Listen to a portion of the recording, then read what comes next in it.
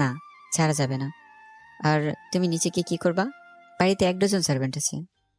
লুচুগিরি বন্ধ করেন আর যেতে দিন। এমনিতেও রাতে ঘুমাতে পারিনি, মাথা ব্যথা করবে। দোষটা তোমার। এত সুন্দর হতে বলেছিল কে শুনি? তুমি এত সুন্দর না হলে আর বারবার রোমান্স করতে মন চাইতো না। এখন সব আমার দোষ? অফকোর্স।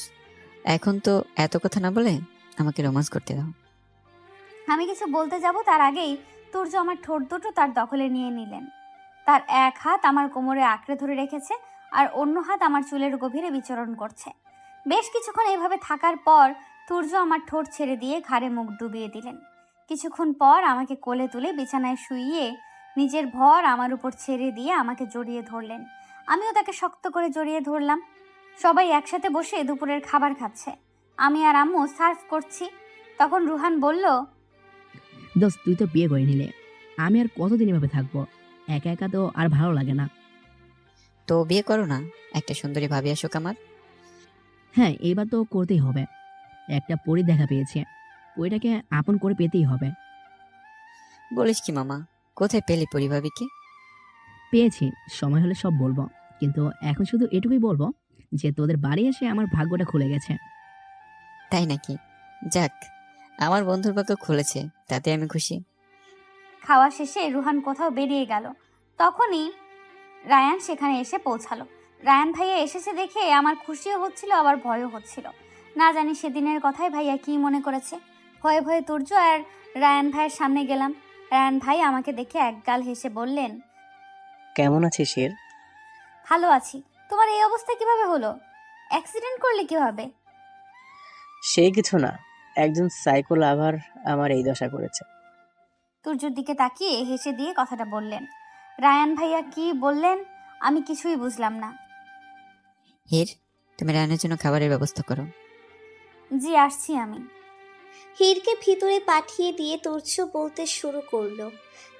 কিছু কি পেয়েছো? হ্যাঁ, হীরের ঘর থেকে ডাক্তারের প্রেসক্রিপশন পেয়েছি। এখানে ডাক্তারের ইনফরমেশন আছে। হীরের ডাক্তারকে একটা ঘরে বেঁধে রাখা হয়েছে। এই ঘরটাতেই রায়ানকে বেঁধে রেখেছিল তুর্য। এতক্ষণ তুর্য ডাক্তারকে আচ্ছা মতো ধোলাই দিয়েছে এবং এখন তুর্যের বডিগার্ড জন মারছে ডাক্তারকে। মার খেতে খেতে ডাক্তারের অবস্থা শোচনীয়। হয়তো আর কিছুক্ষণ মার খেলেই অক্কা পেয়ে যাবে। আর কত মার খাবে ডাক্তার? এখন তো বলো, হিরকে ড্রাগস কেন দিতে তুমি? আর কতবার বলবো আমি শুধু টাকার জন্য দিতাম? আমার নিজের কোনো স্বার্থ নেই। টাকার জন্য একটা মানুষের জীবন নষ্ট করতে একটু দ্বিধাবোধ করলে না? কেমন ডাক্তার আপনি? আপনারা তো মানুষের জীবন বাঁচানোর শপথ নেন, তাহলে কেন টাকার জন্য আমার হিরের এত বড় ক্ষতি করলেন? আমাকে ক্ষমা করে দিন, আমি টাকার লোভে পড়ে এসব করেছি। আমি এর ফলাফল জানতাম, কিন্তু তখন আমার কাছে টাকাটাই সব ছিল।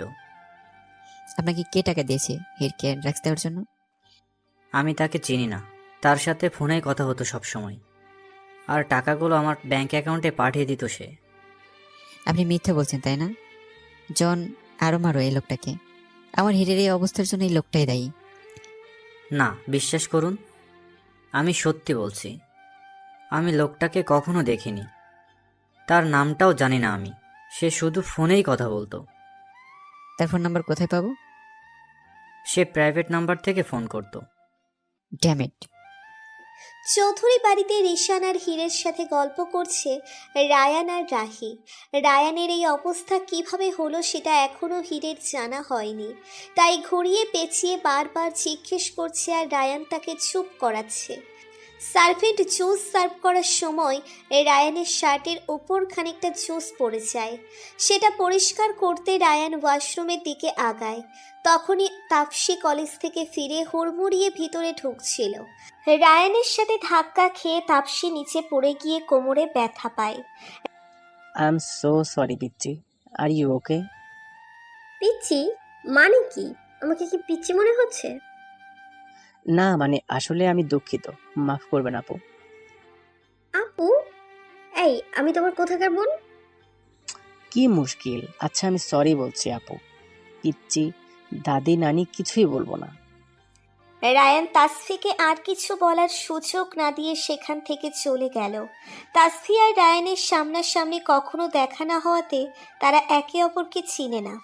তাসফি কিছুক্ষণ রায়ানের দিকে তাকিয়ে থেকে তার ঘরে চলে যায়। এদিকে তুর্য হন্যে হয়ে সেই মাস্টার মাইন্ডকে খুঁজছে। প্রাইভেট নাম্বার হওয়াতে ফোন নাম্বারের খোঁজ পাওয়া যায়নি। একটা আশার আলো খুঁজে পেয়েছিল তুর্য, কিন্তু সেই আলো বেশিক্ষণ রইল না। চারিদিক অন্ধকার মনে হচ্ছে তুর্যের কাছে। যতক্ষণ না ওই লোকটাকে খুঁজে পাচ্ছে ততক্ষণ হির সেফ না। অনেক চেষ্টা করে ব্যাংক ডিটেলসের মাধ্যমে কালপ্রিটটাকে খুঁজে বের করার আশ্বাস পেয়েছে তুর্য, কিন্তু সেটাতেও সময় লাগবে। এতদিন তুর্যকে আরও সাবধান থাকতে হবে, হিরকে আরও চোখে চোখে রাখতে হবে। বাসায় গিয়ে রায়ানের সাথে সব কথা আলোচনা করে তুর্য। ডাক্তারকে এখনও আটকে রেখেছে তুর্য, যদিও তার ট্রিটমেন্ট চলছে। রায়ানের সাথে কথা বলছিল তুর্য, তখন তার মোবাইলে একটা কল আসে। কলটা কিয়ারা করেছে। কল রিসিভ করতেই ওপাশ থেকে কিয়ারা বলল, তুর্য প্লিজ কলটা কাটিস না, আমার কথাটা একবার শোন প্লিজ। কেন ফোন করেছিস? তুর্য, আমি আমার ভুল বুঝতে পেরেছি, আমাকে প্লিজ ক্ষমা করে দে। আমি হীরের কাছেও ক্ষমা চেয়ে নেব। কেরা, তুই আমার সাথে যাই করিস আমি ভুলে যাব, কিন্তু হীর আমার জীবন। ওকে আমার থেকে আলাদা করতে চেয়েছিস, তোকে এত সহজে কিভাবে ক্ষমা করবো আমি? আমার ভুল হয়ে গেছে তুর্য, আমাকে প্লিজ ক্ষমা করে দে। আমি ভীষণ অসুস্থ, একা পড়ে আছি বাসায়, প্লিজ আমাকে তোদের বাসায় নিয়ে যা। ঠিক আছে, তুই সব গুছিয়ে নে, আমি আসছি। রায়ানের সাথে কিছুক্ষণ কথা বলে তুর্য কিয়ারাকে নিয়ে আসে বাড়িতে। তুর্য আর কিয়ারাকে একসাথে বাসায় আসতে দেখে আমার বুকটা ছ্যাদ করে ওঠে, কারণ তুর্য কিয়ারার হাত ধরে ওকে ভেতরে নিয়ে আসছেন। না না, এসব আমি কি ভাবছি? তুর্য তো সেদিন সব ক্লিয়ার করে দিয়েছেন যে তার কিয়ারার মধ্যে কিছুই নেই। আমি শুধু শুধু এত বেশি ভাবছি। তুর্য আমাকে পাশ কাটিয়ে কিয়ারাকে নিয়ে উপরে চলে গেলেন। আমাকে দেখেও গেলেন না কেন? আমার তুর্যের উপর ভীষণ রাগ হচ্ছে। আজকে আসুক, একদম কথা বলবো না। তুর্যর জন্য বেশিক্ষণ অপেক্ষা করলাম না, কিন্তু সে এখনও কিয়ারার ঘর থেকে ফেরেনি। কেন যেন খুব কষ্ট হচ্ছে আমার, ভীষণ কান্না পাচ্ছে। আমি কাঁদতে চাচ্ছি না, কিন্তু তুর্যকে এইভাবে অন্য কারোর সাথে এত সময় ধরে সহ্যও করতে পারছি না। চোখ দিয়ে আপনা আপনি পানি পড়ছে। অপেক্ষা করতে করতে কখন ঘুমিয়ে পড়েছি কে জানে। রাত 1টার পর তুর্য ঘরে ঢুকে দেখে হির ঘুমিয়ে পড়েছে। দু চোখের কার্নিশ পেয়ে এখনও পানি পড়ছে হালকা হালকা, হয়তো এতক্ষণ কেঁদেছে। একটা গভীর নিঃশ্বাস নিয়ে হিরের কপালে একটা চুমু এঁকে দিল তুর্য। ফ্রেশ হয়ে বেরিয়ে সিগারেটের প্যাকেটটা হাতে নিয়ে ব্যালকনিতে গিয়ে বসে পড়ল। আজ এই সিগারেটগুলো ভীষণ দরকার তার। সিগারেটের ধোঁয়ার কুণ্ডলিগুলো হাওয়ায় উড়িয়ে দিচ্ছে আর অতীতে ডুব দিচ্ছে তুর্য। তুর্য লন্ডন যাওয়ার আগে এক প্রকার জোর করেই আকত করে রেখে গিয়েছিল ঠিকই, কিন্তু হির ছোট থাকায় তুর্য বেশি কথা বলতে পারত না। যখন তুর্য ফ্রি থাকতো তখন হির ঘুমে বা পড়তে থাকতো, আবার হির যখন ফ্রি থাকতো তুর্য তখন ব্যস্ত থাকতো।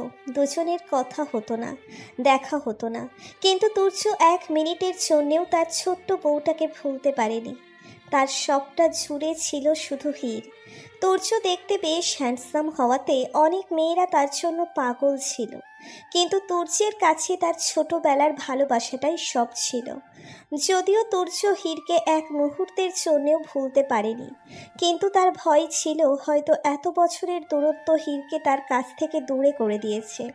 যখন গ্র্যাজুয়েশন শেষ করে দেশে ফিরে আসে তুর্য, তখন সে কোনো সাধারণ মানুষ নয়। সে তুর্য থেকে রকস্টার তুর্য আহমেদ চৌধুরী হয়ে গেছেন। তুর্য দেশের মাটিতে পা রেখে প্রথমেই হিরদের বাড়িতে যায়, কিন্তু বাড়ির গেটে বড় একটা তালা ঝুলতে দেখে। আশেপাশের মানুষের কাছ থেকে খোঁজ নিলে সে জানতে পারে যে হিররা এখান থেকে চলে গেছে প্রায় বছর খানিক হয়েছে। যদিও এটা এখনও তাদের বাড়িই রয়েছে, কিন্তু তারা এখানে থাকে না এখন। তুর্যের মন ভেঙে যায় কথাগুলো শুনে।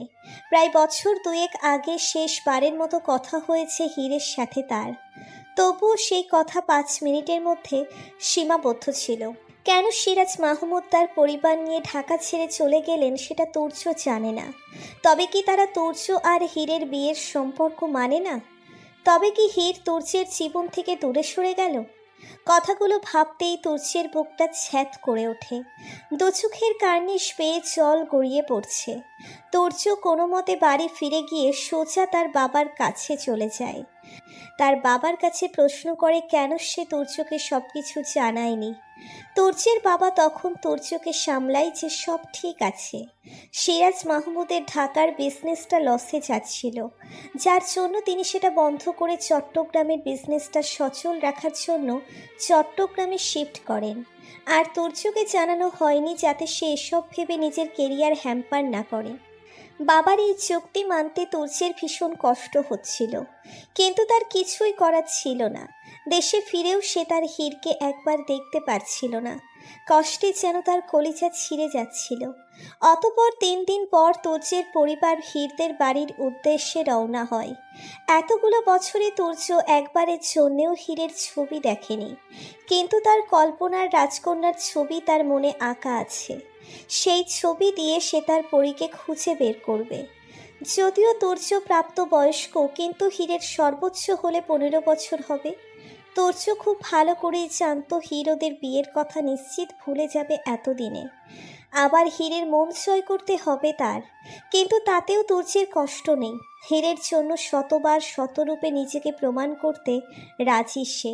তুর্যদের গাড়ি হীরদের বাড়িতে পৌঁছানোর পর থেকে তুর্যের চোখ হীরকে খুঁজছে, কিন্তু কোথাও সে তার কলিজাকে খুঁজে পাচ্ছে না। আশেপাশে সবাই আছে, কিন্তু যার জন্য তুর্য ব্যাকুল হয়ে আছে তাকেই সে পাচ্ছে না। তুর্যরা সবাই সিরাজ মাহমুদের বাড়িতে গেছে প্রায় 1 ঘন্টার উপরে হয়েছে, তবুও হীরের দেখা নেই। তুর্যের যেন আর তর সইছে না। সবাই গল্প করছে, কিন্তু তুর্য ছটফট করছে বসে বসে। তখন এক বুড়ো মহিলা তুর্যের কাছে এলো, আর তুর্যকে সাথে নিয়ে গেল একটু সাহায্য করার জন্য। একটা ঘরে নিয়ে গেল বুড়ি তুর্যকে। ঘরটা বেশ সাজানো গোছানো। তুর্য ঘরে ঢুকতেই বুড়ি দরজা লাগিয়ে দিয়ে তুর্যকে জড়িয়ে ধরে। বুড়ির এহেন কাজে তুর্য হতবাক। দুহাত উঁচু করে চোখ বড় বড় করে তাকিয়ে আছে সে, যেন ফ্রিজ হয়ে গেছে। কিছুক্ষণ এভাবে থাকার পর হঠাৎ বুড়ির হাসির আওয়াজ শুনে তুর্যের হুঁশ ফিরল। আরে দাদু, ছাড়েন আমাকে, কি করছেন? এই দাদু কাকে বলছেন? আমি আপনার বউ। হ্যাঁ, কি বলছেন দাদু? আমি আপনার বউ? থুরি, আপনি আমার বউ কিভাবে? আরে রাম ছাগল, আমি দাদু হতে যাব কেন? আমি আপনার ছোটবেলার বউ হীর। হীর নিজের শরীর থেকে বুড়ির শাড়ি আর লুকানো পাকা চুলের উইকটা খুলে জোরে জোরে হাসতে লাগলো। এখন তুর্যের চিনতে আর সমস্যা হচ্ছে না। এই মেয়েই তার হীর। তার ছোট্ট হীর এখন অনেকটা বড় হয়ে গেছে, আগের থেকে আরও বেশি সুন্দর হয়েছে। গালের তিলটা সময়ের সাথে সাথে আরও কুচকুচে কালো হয়েছে। তুর্য কিছুক্ষণ স্তব্ধ দৃষ্টিতে হীরকে আপাতমস্তক দেখে নিল। এতদিন পর হীরকে সামনে তুর্য যেন বাকরুদ্ধ হয়ে গেছে। আচমকা তুর্য হীরকে বুকে জড়িয়ে নিয়ে চোখের পানি ছেড়ে দিল। হীরও পরম আবেশে তুর্যকে জড়িয়ে ধরল। কিছুক্ষণ এভাবে থেকে তুর্য হীরকে ছেড়ে একটু দূরে সরে দাঁড়ালো। হীর ভ্রুকুচকে তাকিয়ে আছে তুর্যের দিকে। আপনি কি মনে করেছিলেন আমি আপনাকে ভুলে গেছি? অনেক বছর হয়ে গেছে, আর তুমি তখন ছোট ছিলে, তাই ভেবেছিলাম। হ্যাঁ, সত্যি ভুলে যেতাম এতদিনে, কিন্তু আমার আর আপনার বাড়ির মানুষ আমাকে ভুলতে দেয়নি। মানে? প্রতিটা মুহূর্তে সবাই আমাকে তুর্যর বউ বলে বলে কানে পোকা ধরিয়ে দেয়। জানেন, বাবা আমাকে গার্লস স্কুলে ভর্তি করেছেন যাতে অন্য কোনো ছেলের সাথে আমার কথা না হয়। আই এম সরি হার, আমার জন্য তোমার ভীষণ কষ্ট হয়েছে, তাই না? আরে কষ্ট হবে কেন? আমি তো আরো এনজয় করি এই জিনিসটা। আপনার প্রতিটা গান আমি শুনি, প্রতিটা কনসার্ট লাইভ না দেখতে পেলেও মিস করি না। প্রতিদিন কথা না হলেও ডায়েরিতে আপনাকে নিয়ে রোজ কিছু লেখা হয়। সামনে না দেখলেও আপনার ছবিটা একবার দেখা হয়। তুমি অনেক পেকে গেছো হির। কি বললেন আপনি? আমি পেকে গেছি? আরে খচ্চর বেটা, তোকে ভালোবেসে ফেলেছি আমি। 15+, আমি ছোট্ট বাচ্চা নই, অনেক কিছুই বুঝি, বুঝলেন? বুঝলাম। এখন আমাকে কিস করেন একটা। কি? তুমি এসব কোথায় শিখলে? টিভিতে দেখেছি। এখন অত শত কথা না বলে কিস করেন তো। একদমই না, তুমি এখনো ছোট, একটু বড় হও তারপর করবো। এমন করেন কেন? আমি আপনার বউ, একটা কিছু কি করবেন না? না, এখন কিছুই না। এখন তুমি পড়ালেখা করবে, আর একটু বড় হও, তারপর তোমাকে আবারও ধুমধাম করে বিয়ে করে নিজের কাছে নিয়ে যাব। হীর হালকা হেসে তুর্যের গালে একটা চুমু বসিয়ে দৌড়ে পালালো। তুর্যরা হীরদের বাড়িতে কয়েকদিন থেকে ঢাকাতে ফিরে এলো। হীর আর তুর্যের প্রতিদিন কথা হলেও তুর্য পড়ার কথাই বেশি বলতো। ভিডিও কল দিয়ে তুর্য হীরকে দেখতো আর হীর পড়তো। এভাবেই সময় কেটে যাচ্ছিল। তুর্যের মাঝে মাঝেই শহরের বাইরে, দেশের বাইরে যেতে হতো। একদিন হুট করেই চট্টগ্রামে চলে যায় তুর্য হীরকে সারপ্রাইজ দেওয়ার জন্য। হীরের কলেজের সামনেই দাঁড়িয়েছিল সে। হীর ক্লাস শেষ করে বের হলে হীরের একজন ক্লাসমেট ওকে রাস্তায় প্রপোজ করে, কারণ কলেজে কেউই জানতো না হীর বিবাহিত। সবার সামনে এভাবে হীরকে প্রপোজ করায় তুর্যের মাথায় রক্ত উঠে যায়। ডানে বামে না তাকিয়ে সবার সামনে গিয়ে ছেলেটাকে আচ্ছা মতো ধোলাই দেয় সে। তুর্যের মার খেয়ে ছেলেটা কোনো মতে জীবন বাঁচিয়ে পালায়। সবার সামনে মারামারি করা পর্যন্ত তো তবুও ঠিক ছিল, কিন্তু এরপর তুর্য যা করলো তাতে হীরের মুখ লুকিয়ে সেখান থেকে ফিরতে হলো। রাস্তায় জড়ো হওয়া সব মানুষের সামনে হীরকে বুকে জড়িয়ে নিয়ে তুর্য বলল, হীর, তুর্য আহমেদ চৌধুরীর বিবাহিত স্ত্রী। ওর উপর যদি কেউ নজর দেয়, সে চোখ উপড়ে ফেলার আগে দ্বিতীয়বার ভাববো না আমি। এরপর থেকে সবাই কথাটা মাথায় রাখবেন।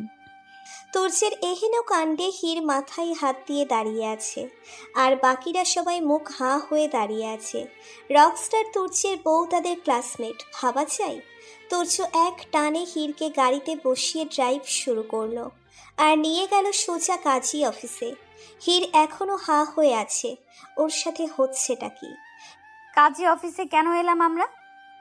আজ এক্ষুনি আবার বিয়ে করবা। কিন্তু কেন? তোমাকে নিজের কাছে থেকে দূরে রাখতে পারবো না। আরে কিন্তু এইভাবে? আর কোনো কথা নয়। ভালোবাসো না আমায়? নিজের থেকেও বেশি। বিশ্বাস করো আমাকে? বিশ্বাস আছে বলে সেই ছোট থেকে ভালোবেসে আসছি। তাহলে আর কোনো কথা না, আজই হবে বিয়ে। হীর আর কিছু বলল না। সে তো এমনিতেও তুর্যরই। দ্বিতীয়বার তার ভালোবাসার মানুষটার হয়ে যেতে ক্ষতি কি? তুর্য ফোন করে হীরের বাবা মাকে এনে তখনই আবারও বিয়ে করে নিল।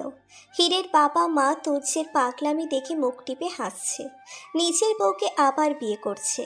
সেদিন রাতেই তুর্য হীরকে ঢাকাতে নিয়ে এলো। নিয়ম অনুযায়ী সেদিন তুর্য আর হীরের বাসর রাত ছিল, কিন্তু ওদের ফিরে আসতে লেট হয়, যার জন্য হীরের বাসর করার স্বপ্ন মাটি হয়ে যায়। চৌধুরী বাড়িতে সবাই তুর্য আর হীরকে একসাথে দেখে অবাক হয়ে যায়, কিন্তু হীরকে নিয়ে তুর্যের পাগলামির কথা সবাই জানে, তাই তেমনভাবে কেউ রিয়্যাক্ট করে না। পরদিন সকালে তুর্য জানতে পারে তার মিউজিক ভিডিওর জন্য তাকে জরুরি ভিত্তিতে দেশের বাইরে যেতে হবে। যদিও তুর্য রাজি হচ্ছিল না, কিন্তু তুর্যের বাবা তাকে রাজি করান যাওয়ার জন্য। তুর্য রাজি হলেও তার মন মানছে না হীরকে এভাবে রেখে যেতে, কিন্তু কিছু করার নেই। তুর্য ভাবছে হীরকে তার দেশের বাইরে যাওয়ার কথা কিভাবে বলবে। তখন হীর এসে তুর্যকে পেছন থেকে জড়িয়ে ধরল। তুর্য পেছন ফিরে হীরকে জড়িয়ে ধরে ওর যাওয়ার কথা বলল। কি বললেন? 1 মাসের জন্য দেশের বাইরে? কিন্তু কেন? এত বছর তো বাইরেই ছিলেন।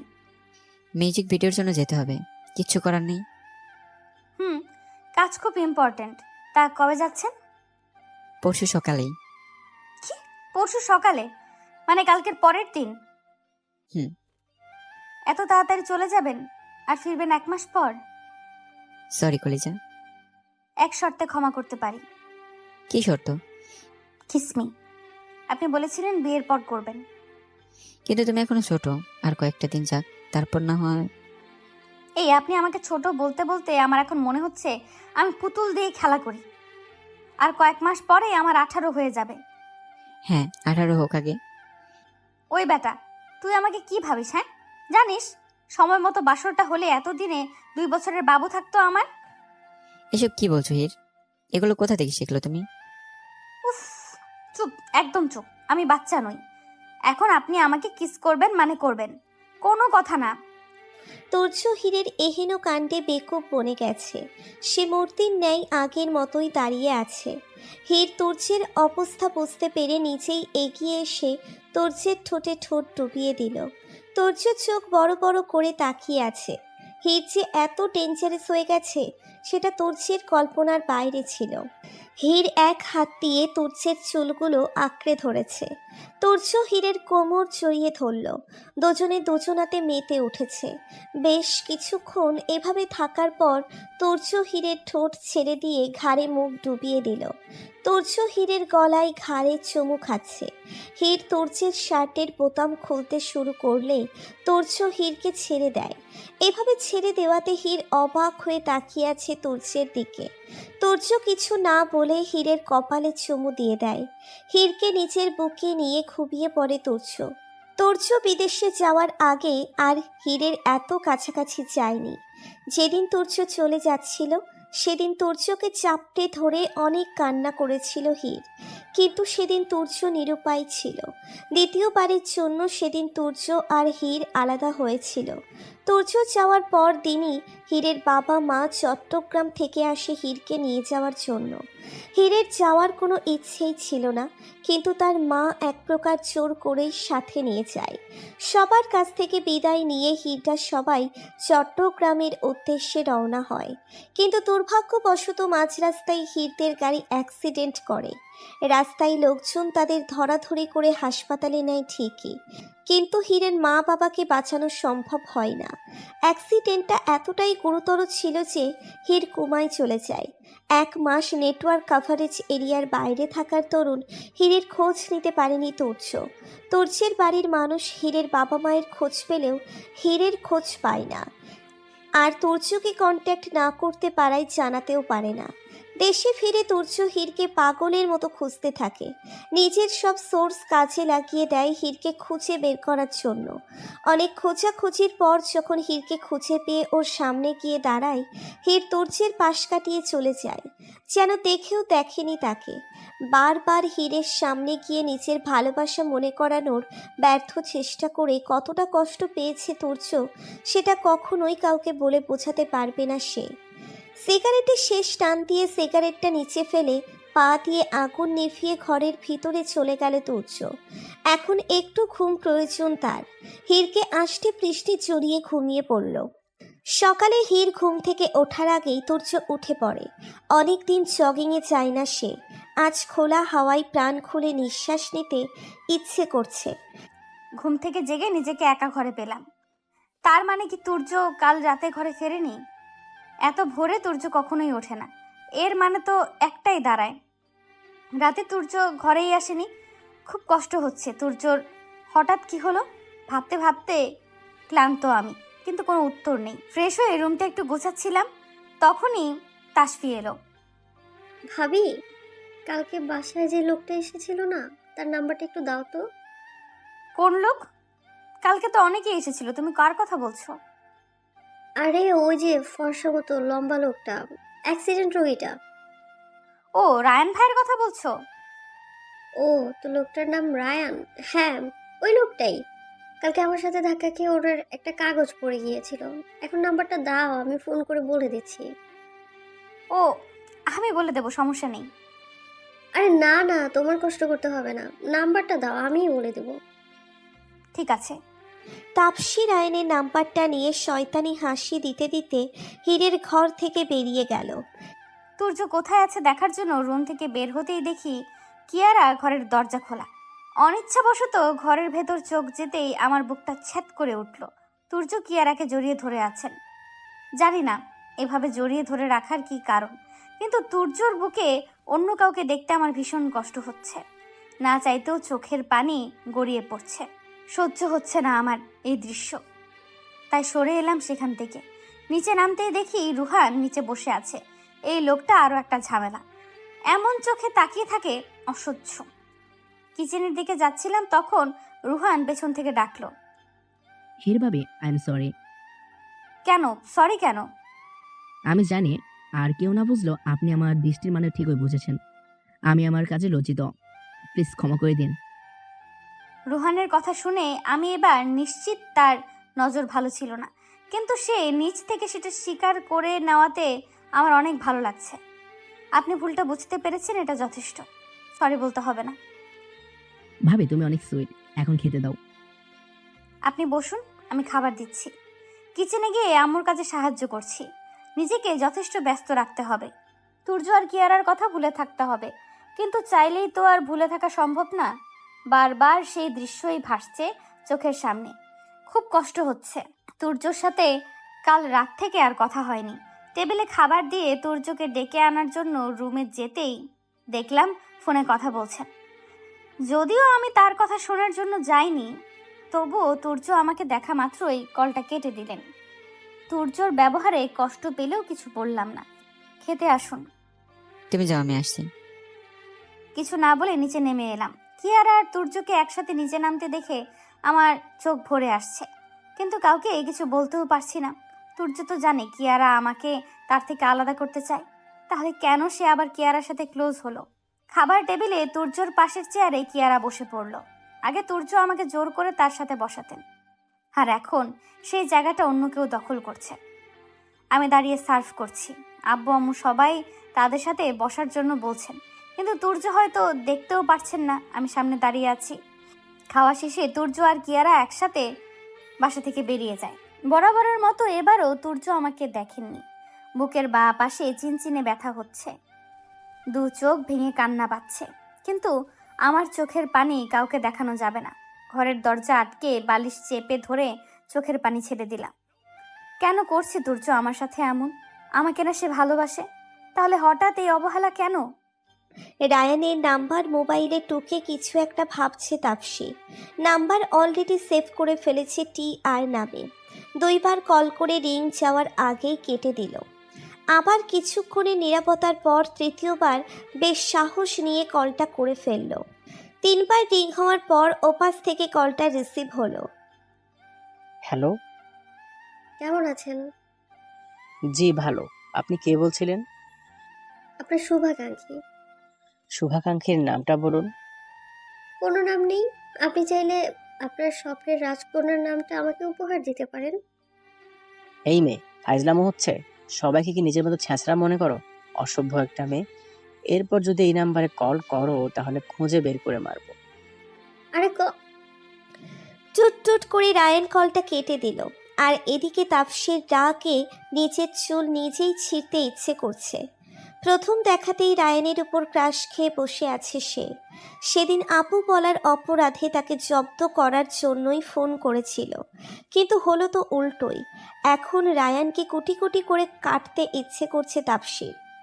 সেদিনের রায়ানের লাল হয়ে যাওয়া গাল আর ভাঙা হাত কেন যেন ভীষণ টানছিল তাপসীকে। বেশি সময় সে রায়ানকে দেখতে পায়নি, কিন্তু ওই অল্প সময়েই সে খুব খুঁটিয়ে দেখে নিয়েছে। কিছুক্ষণ রায়ানের 14 গোষ্ঠী উদ্ধার করে তারপর ফেসবুকে লগ ইন করলো।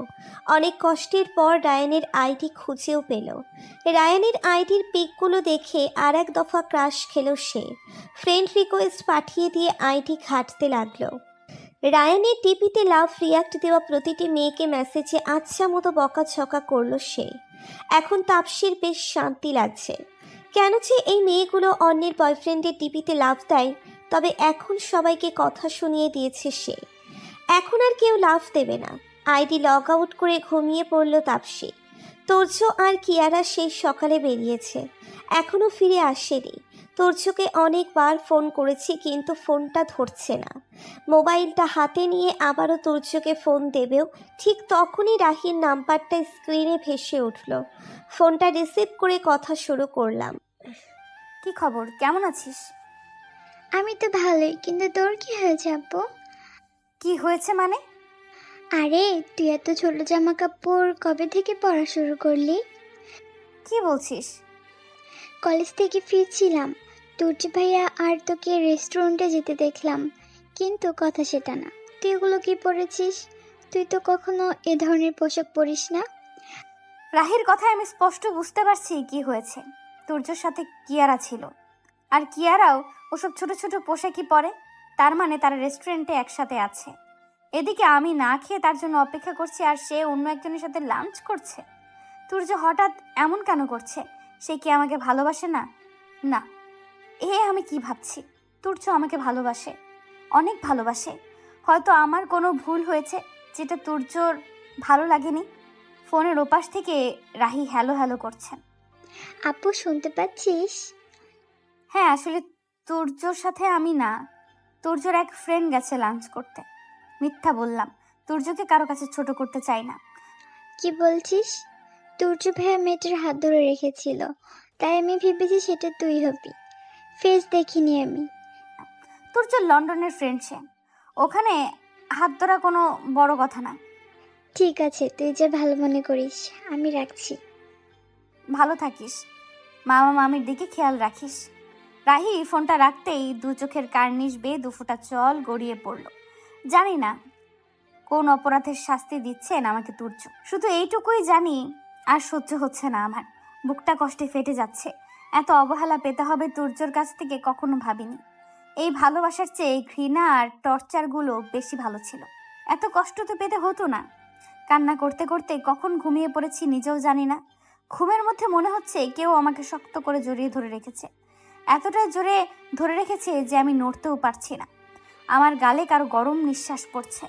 আমি দেখতে চাই কে আমার পাশে আছে, কিন্তু চোখ খুলতে পারছি না। ঘুম পড়ি বেশ ভালোভাবে আঁকড়ে ধরে রেখেছে আমাকে। গালের দিকটা ভেজা ভেজা মনে হচ্ছে। না, এইবার আমায় চোখ খুলতেই হবে। হয়তো তুর্য আমাকে ধরে রেখেছেন, তাই চোখ দুটো খুলে নিলাম। কিন্তু আমার পাশে কেউ নেই, কেউ আমাকে জড়িয়েও ধরেছিল না। তাহলে কি আমি স্বপ্ন দেখছিলাম? ওয়াশরুমের দরজা খুলে তুর্য বেরিয়ে এলেন। শাওয়ার নিয়েছেন মনে হচ্ছে। ভেজা শরীরে শুধু একটা টাওয়াল পেঁচানো তার। তুর্য এমনিতেই অনেক সুদর্শন, তার উপর এই অবস্থায় তাকে আরো আকর্ষণীয় দেখাচ্ছে। কিন্তু না, আমি তাকে দেখব না। আমি তার সাথে রেগে আছি, ভীষণ অভিমান জমে আছে আমার। এইভাবেই তাকে ছাড় দেওয়া যাবে না। বিছানার উপর বসে আছি অপেক্ষায় যে কখন তুর্য আমার কাছে আসবেন আর আমি তার সাথে ঝগড়া করব। কিন্তু না, আমার ধারণা ভুল প্রমাণ করে দিয়ে তুর্য কাপড় চেঞ্জ করে ঘর থেকে বেরিয়ে গেলেন। নিজের অজান্তেই মনটা আবার বিষণ্ণতায় ভরে উঠল। আবারও সেই অবহেলা। জানি না এই অবহেলার শেষ বেলা কখন আসবে। তুর্যর পেছন পেছন গেলাম দেখার জন্য তুর্য কোথায় যাচ্ছে। গিয়ে যা দেখলাম, তারপর আমার পা দুটো আর নড়ছে না। কেমন সব উল্টাপাল্টা মনে হচ্ছে। তুর্য কিয়ারার ঘরে গিয়ে দরজা ভেতর থেকে লাগিয়ে দিলেন। এর অর্থ আমি আর কি বুঝবো? এত রাত করে একটা মেয়ের ঘরে যাওয়ার মানে কি, যেখানে সে নিজে বিবাহিত? তার ঘরে যে বউ আছে সেটা কি সে ভুলে গেছে? ঘরে গিয়ে শাওয়ারের নিচে বসে বসে কিছুক্ষণ কাঁদলাম। আমার মনে হয় কষ্ট পেলে পানিতে ভেজা উচিত, এতে করে কষ্টগুলো অনেকটাই ধুয়ে যায়। ঘন্টা খানেকের মতো ভিজে কাপড় পাল্টে বেরিয়ে ঘুমিয়ে পড়লাম। সকাল থেকে খাওয়া হয়নি, ক্ষুধা পেয়েছিল, কিন্তু তুর্যর অবহেলায় পেট ভরে গেছে আমার। মাঝরাতে কারোর ডাকে ঘুম ভাঙলো। তাকে দেখি তুর্য দাঁড়িয়ে আছে সামনে। সচরাচর কারো ডাকে আমার ঘুম ভাঙে না, কিন্তু আজকে কিভাবে ভাঙলো কে জানে। উঠে বসতে গিয়েই মাথা চেপে ধরলাম। প্রচণ্ড মাথা ব্যথা করছে, হয়তো জ্বরও এসেছে রাতে ভেজার জন্য। তুর্য রাগী দৃষ্টিতে তাকিয়ে আছেন আমার দিকে। এই দৃষ্টির মানে আমি বুঝি, ভেজার কারণে জ্বর এসেছে, এই জন্যই রেগে আছেন। কিন্তু আমিও রাগ করেছি তার উপর। একদম কথা বলবো না। তুর্য খাবারের প্লেট সামনে এনে নিজেই খাবার আমার মুখের সামনে ধরলেন। ঠোঁটে ঠোঁট চেপে কান্না আটকে ধরে আছি। তাকে কেন দেখাবো চোখের পানি? মুখটা অন্যদিকে ঘুরিয়ে নিলাম। তুর্য প্লেটটা নিচে রেখে আমার মুখ তার দিকে ঘুরালেন। কি হয়েছে?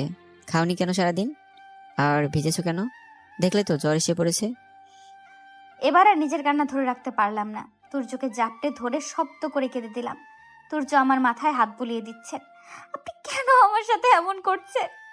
কি অন্যায় করেছি আমি, বলুন? যদি কোনো ভুল করে থাকি তাহলে আমি ক্ষমা চাইছি। আপনি যেই শাস্তি দেবেন সব মাথা পেতে নেব, কিন্তু এইভাবে আমাকে অবহেলা করবেন না প্লিজ।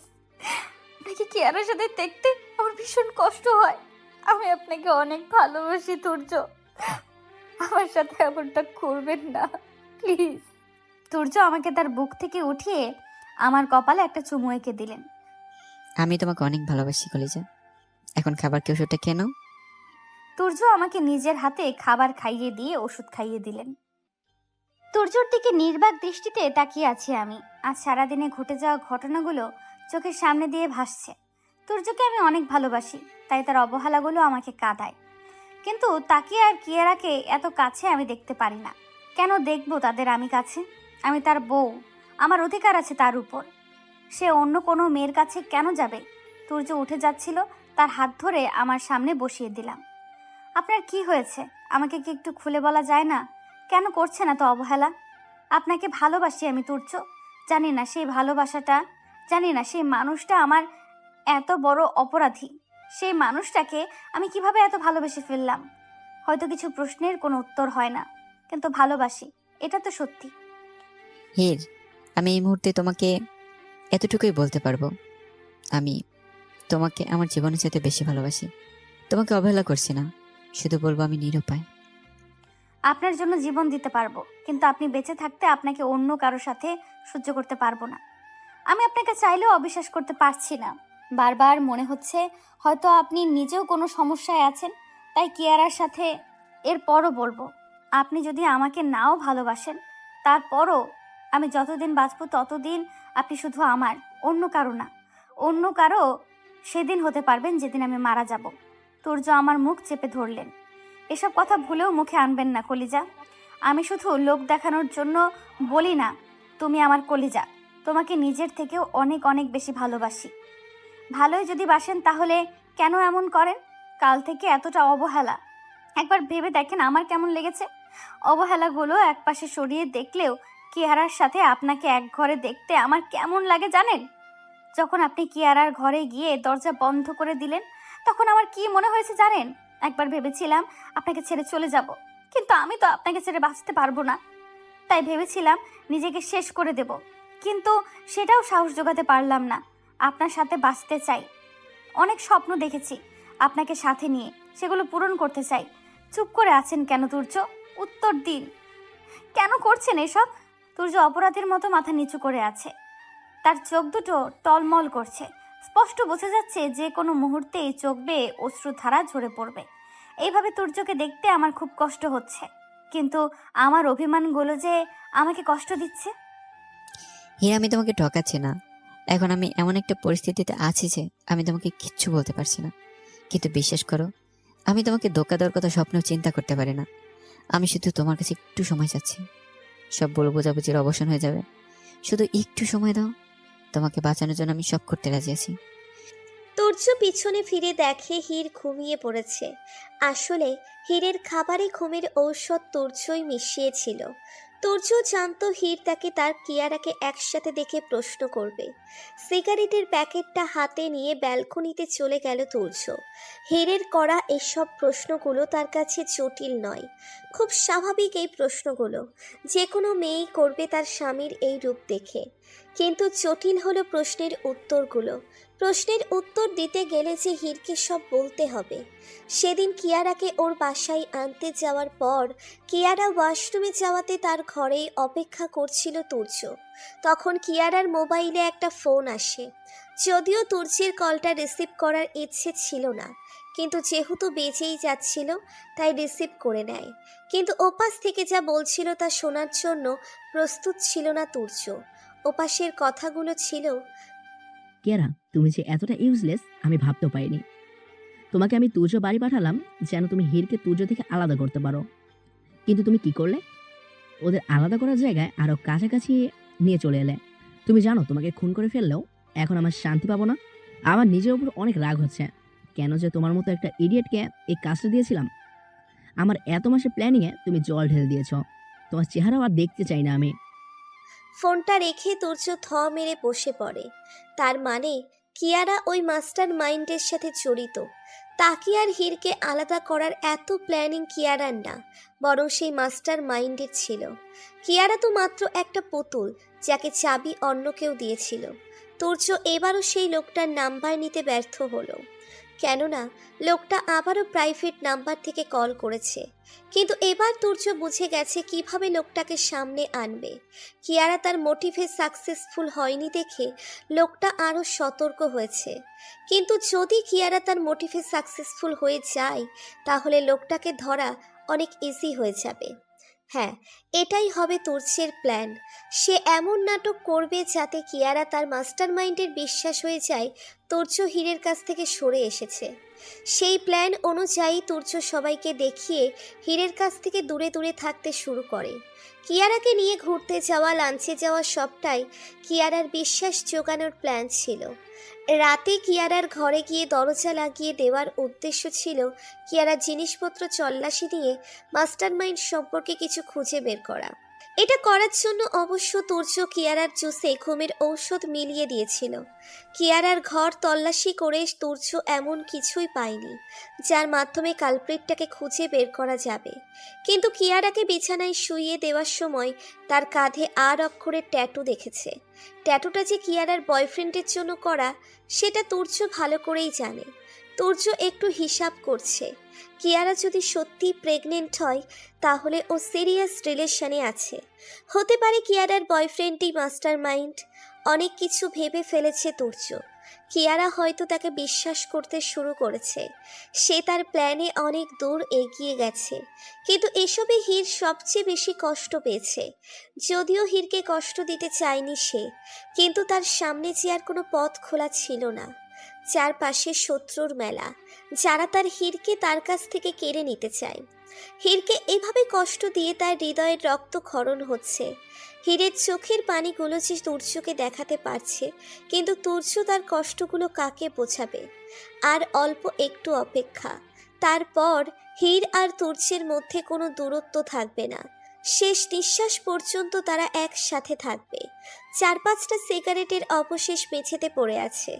ইদানিং তুর্য একটু বেশি স্মোক করে, কিন্তু এইটা নিয়ে তাকে বকাঝকা করার মতো কেউ নেই। কয়েক মাস আগের হীর আর এখনকার হীরের মধ্যে আকাশ পাতাল তফাৎ। তুর্য জানে হীরকে ড্রাগসগুলো দেওয়াতে তার ব্রেইন আগের চেয়ে অনেক স্লো আর ড্যামেজ হয়েছে। এতে যদিও হীরের কোনো দোষ নেই, কিন্তু তার সেই আগের দুষ্টু প্রাণবন্ত হীরকে পেতে ইচ্ছে হয়। আগের হীর কথায় কথায় ঝগড়া খুনসুটি করত, আর এখনকার হীর ভীতু। সময় মানুষকে বদলে দেয়, তবুও হীরকে ভালোবাসে তুর্য। হাতে থাকা সিগারেটটা ফেলে দিয়ে তুর্য ঘরে চলে গেল। প্রতিদিনকার মতো হীরের কপালে গালে আদরের পরশ বলিয়ে দিয়ে তাকে আষ্টে পৃষ্ঠে জড়িয়ে ঘুমিয়ে পড়ল। পরদিন সকালে ঘুম থেকে উঠে দেখি তুর্য আমাকে জড়িয়ে ধরে ঘুমিয়ে আছে। কত নিষ্পাপ এই চেহারা! কেন যেন মনে হয় না জানি কত কষ্ট লুকিয়ে রেখেছে এই ফর্সা মুখটার গভীরে। তুর্যর দিকে বেশিক্ষণ তাকিয়ে থাকতে পারি না আমি। নিজের অজান্তেই আমার চোখ ভরে আসে। কিন্তু আমি এসব কেন ভাবছি? লোকটা আস্ত একটা খচ্চর, শাকচুর, নিয়ানাকন্ডা। আমায় এত কষ্ট দেয়, এত কাঁদায়, তবু কেন ভালোবাসি তাকে? তুর্যর দিকে কিছুক্ষণ তাকিয়ে থেকে তাকে নিজের উপর থেকে সরিয়ে ওয়াশরুমে চলে গেলাম। ফ্রেশ হয়ে নিচে যেতেই আম্মু আব্বুর কথা শুনতে পেলাম। তারা রুহানের সাথে তাসফির বিয়ে দিতে চায়। রুহানকে আমার পছন্দ ছিল না, কিন্তু সেদিন নিজের মুখে সব স্বীকার করে নেওয়াতে এখন অবশ্য তেমন সমস্যা নেই। ভুল তো মানুষই করে, রুহানও করেছিল। সে তার ভুল বুঝতে পেরেছে, সেটাই অনেক। খাবার টেবিলে সবাই এসে গেছে, কিন্তু তাসফি এখনো আসেনি। তাসফিকে ডাকতে গিয়ে দেখি বালিশে মুখ গুজে কাঁদছে সে। এ বাড়িতে আসার পর থেকে তাসফিকে একবারের জন্য কাঁদতে দেখিনি আমি। তো হাস্যোজ্জ্বল চঞ্চল মেয়েটার হঠাৎ কি এমন হলো? তাসফি, কি হয়েছে তোমার? কাঁদছো কেন? ভাবি, আমি রুহান ভাইয়াকে বিয়ে করতে চাই না। তাকে আমি সবসময় তুর্য ভাইয়ার মতোই দেখেছি। আমি তাকে বিয়ে করতে পারবো না। সব ঠিক আছে তাসফি, কিন্তু রুহান ভাইয়া ছেলে হিসেবে খারাপ নয়, আর সাকসেসফুলও বটে। আর আব্বু আম্মু রাজি আছেন এখানে। কিন্তু আমি রাজি নই ভাবি। আমি ওনাকে ছাড়া আর কাউকে স্বামী হিসেবে মানতে পারবো না। কি বলছো? কাকে ছাড়া? তুমি কি কাউকে ভালোবাসো? ভাবি, আমি জানি না এটা ভালোবাসা নাকি অন্য কিছু, কিন্তু বিশ্বাস করো, তাকে ছাড়া আর কিছুই ভাবতে পারবো না আমি। এই অবস্থায় স্বামী হিসেবেও তাকে ছাড়া অন্য কাউকে ভাবতে পারবো না। কার কথা বলছো? তোমার ভাই রায়ান, তার কথা বলছি। সেদিন বাসায় তাকে দেখার পর থেকেই এক মুহূর্তের জন্য ভুলতে পারিনি তাকে। ভাবি, তুমি একটু বোঝাও না তোমার ভাইকে আমাকে বিয়ে করার জন্য। রায়ান ভাই? কিন্তু রায়ান ভাই কি রাজি হবে? তুমি বলে ঠিক রাজি হবে। তোমাকে অনেক ভালোবাসে উনি, তোমার কথা ফেলতে পারবে না তো।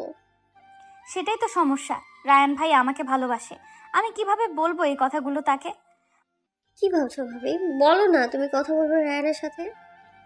আচ্ছা তুমি কেঁদো না, আমি দেখি কি করা যায়। এসো খাবার খেয়ে নাও। তাসফিয়া আমাকে মহা ঝামেলায় ফেলে দিল। রায়ান ভাইকে কিভাবে রাজি করাবো আমি? আজকেও কিয়ারা তুর্যর সাথে বেরিয়ে গেল। আমার চোখের পানির কোনো মূল্য নেই এই লোকটার কাছে। এই লোকটা আসলে একটা খচ্চর, আর ওই কিয়ারা একটা পেতনি। এই পেতনিটাকে উচিত শিক্ষা দিতেই হবে। পরের স্বামীর দিকে নজর দেওয়া, তাই না? আসো চাঁদ, আজকে তুমি বাড়িতে আসো।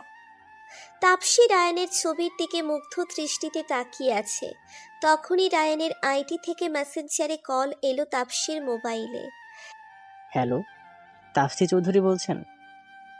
জি, আপনি আমাকে ফোন করেছেন? সত্যি নিজেকে ধন্য মনে হচ্ছে। ফোন না করে উপায় আছে? আপনি আমার ডিপিতে লাভ রিক দেওয়া মেয়েদের বকাঝকা কেন করেছেন? ওহো, তো ওই মেয়েদের হয়ে সাফাই গাওয়া হচ্ছে তাই না? ওই মেয়েগুলো এত চেষ্টা কেন? হ্যাঁ, ওদের বয়ফ্রেন্ডের ডিপিতে লাভ রিয়েক্ট দেয় কেন? আমি ওদের সামনে পেলে না ওদের ন্যাড়া করে গাধার পিঠে চড়িয়ে ঘুরাতাম। হোয়াট? ছ্যাঁচড়া? ওরা না ছ্যাঁচড়া তুমি। ওরা আমার কাজিন কলিগ রিলেটিভ ছিল, আর তুমি ওদেরকে বলেছো আমি তোমার বয়ফ্রেন্ড? তুমি আমার বয়ফ্রেন্ড কেন হতে যাবা? তুমি তো আমার স্বামী হবা কয়েকদিন পর। তখন তোমার ডিপিতে একটাই লাভ থাকবে, সেটা হচ্ছে তোমার বউ, মানে আমার থাকবে। এই মেয়ে, তুমি কি পাবনা থেকে পালিয়ে এসেছো? না, কিন্তু তোমার বউ আমিই হব, দেখে নিও। রায়ান তাপসীর পাগলামির সাথে না পেরে কলটা কেটে দিল। আর তাপসী একটা বিশ্ব জয় করা হাসি দিল। প্রপোজ না করে সোজা বিয়ের কথা বলে দিয়েছে সে। টেনশনে এক প্রকার মরে যাচ্ছে। একে তো ওই কিয়ারা পেতনি, আবার এখন তাপসী রায়ান ভাই। হাই আল্লাহ, কিভাবে রাজি করাবো রায়ান ভাইকে? তাপসী অনেক ভালো মেয়ে, রায়ানকে সব সময় সুখী রাখবে। যে করেই হোক রাজি করাতেই হবে। হির রায়ানকে ফোন করে দেখা করতে বলল। রায়ান ভাই আর আমি সামনাসামনি বসে আছি, কিন্তু কথাটি কিভাবে শুরু করব বুঝতে পারছি না। আমাকে চুপ দেখে রায়ান ভাই নিজেই বলতে শুরু করলেন। আর কতক্ষণ এভাবে থাকবি বলতো? কিছু একটা বল। ভাইয়া, তুমি বিয়ে করবে না? বিয়ের কথা শুনে রায়ানের বুকটা ছ্যাদ করে উঠল। যেই বুকে একসময় হীরের আনাগোনা ছিল, সেই বুকে অন্য একজনকে কিভাবে জায়গা দেবে সে? কি হলো বলো, বিয়ে করবে না? করবো না কেন? অবশ্যই করব, কিন্তু এখন না, পরে এক সময়। পরে ভালো মেয়ে পাবে না। আমার নজরে অনেক ভালো একটা মেয়ে আছে, এখনই রাজি হয়ে যাও। দেখো তোমার জীবনে সুখ দিয়ে ভরিয়ে দেবে। এখন আমি বিয়ে করতে চাই না হির। এমন করো না প্লিজ। আমার ননদ তাসফি তোমাকে অনেক ভালোবাসে। অনেক ভালো একটা মেয়ে তাসফি, তোমাকে অনেক সুখে রাখবে। কি নাম বললি? তাফসি? এটা কি তাফসি চৌধুরী? হ্যাঁ, তুমি চেনো নাকি? এই মেয়েটাই তো, তাই না? আরে তুমি তো চেনো। এই মেয়েটা আস্ত একটা সাইকো হির। আমার মাথা খেয়ে ফেলবে এই মেয়ে। তুই আর মেয়ে পেলি না? এত কথা শুনতে চাই না। তুমি তাসফির সাথে দেখা করবে মানে করবে। আমার এতটুকু কথা রাখতে পারবে না? তোর কোনো কথা ফেলতে পারি আমি বল? ওকে, দেখা করব। হীর রায়ানকে রাজি করে বাড়ি ফিরে এলো। আসার পথে প্রয়োজনীয় কিছু জিনিস নিয়ে এসেছে সে। এগুলো তাকে সাহায্য করবে তার প্ল্যানিংয়ে। বাসায় এসে প্ল্যানিং অনুযায়ী কাজে নেমে পড়ল হীর। সন্ধ্যায় কিয়ারা আর তুর্য বাসায় ফিরে এলে কিয়ারা তুর্যকে ফোর্স করে তার সাথে আরও কিছুটা সময় কাটানোর জন্য। তুর্য, আর কিছুক্ষণ থাকো না আমার সাথে। তুমি রেস্ট নাও, আমার একটু কাজ আছে। সারাদিন তোমার সাথেই তো ছিলাম, এখন একটু কাজ না করলে যে রকেস্টার তুর্য ফ্লপস্টার হয়ে যাবে। Okay baby, bye. Bye. Turya ঘরে ঢুকতেই দেখলো হীর খুব হাসি খুশি মুড নিয়ে বসে আছে। তুর্য হীরের এত সুইট রূপটা মেনে নিতে পারছে না। যেখানে বারবার তাকে কিয়ারার সাথে দেখছে, সেখানে এত খুশি থাকার তো কথা না। ডালমে কুচ কালা হ্যায়। তুর্য সন্দেহের চোখে পুরো ঘরটা দেখছে। তুর্য পুরো ঘরে একবার চোখ বুলিয়ে নিলেন। আমি আগের মতোই মুচকি হেসে দাঁড়িয়ে আছি। টাওয়াল হাতে এগিয়ে গিয়ে তুর্যর সামনে দাঁড়ালাম। কি দেখছেন ওভাবে? ফল কাটার ছুরি আগের জায়গাতেই আছে। সেটাই তো দেখছি, কিন্তু কিছু একটা তো ঘাপলা আছে। কোনো ঘাপলা নেই, যান ফ্রেশ হয়ে নিন। ধরেন টাওয়াল।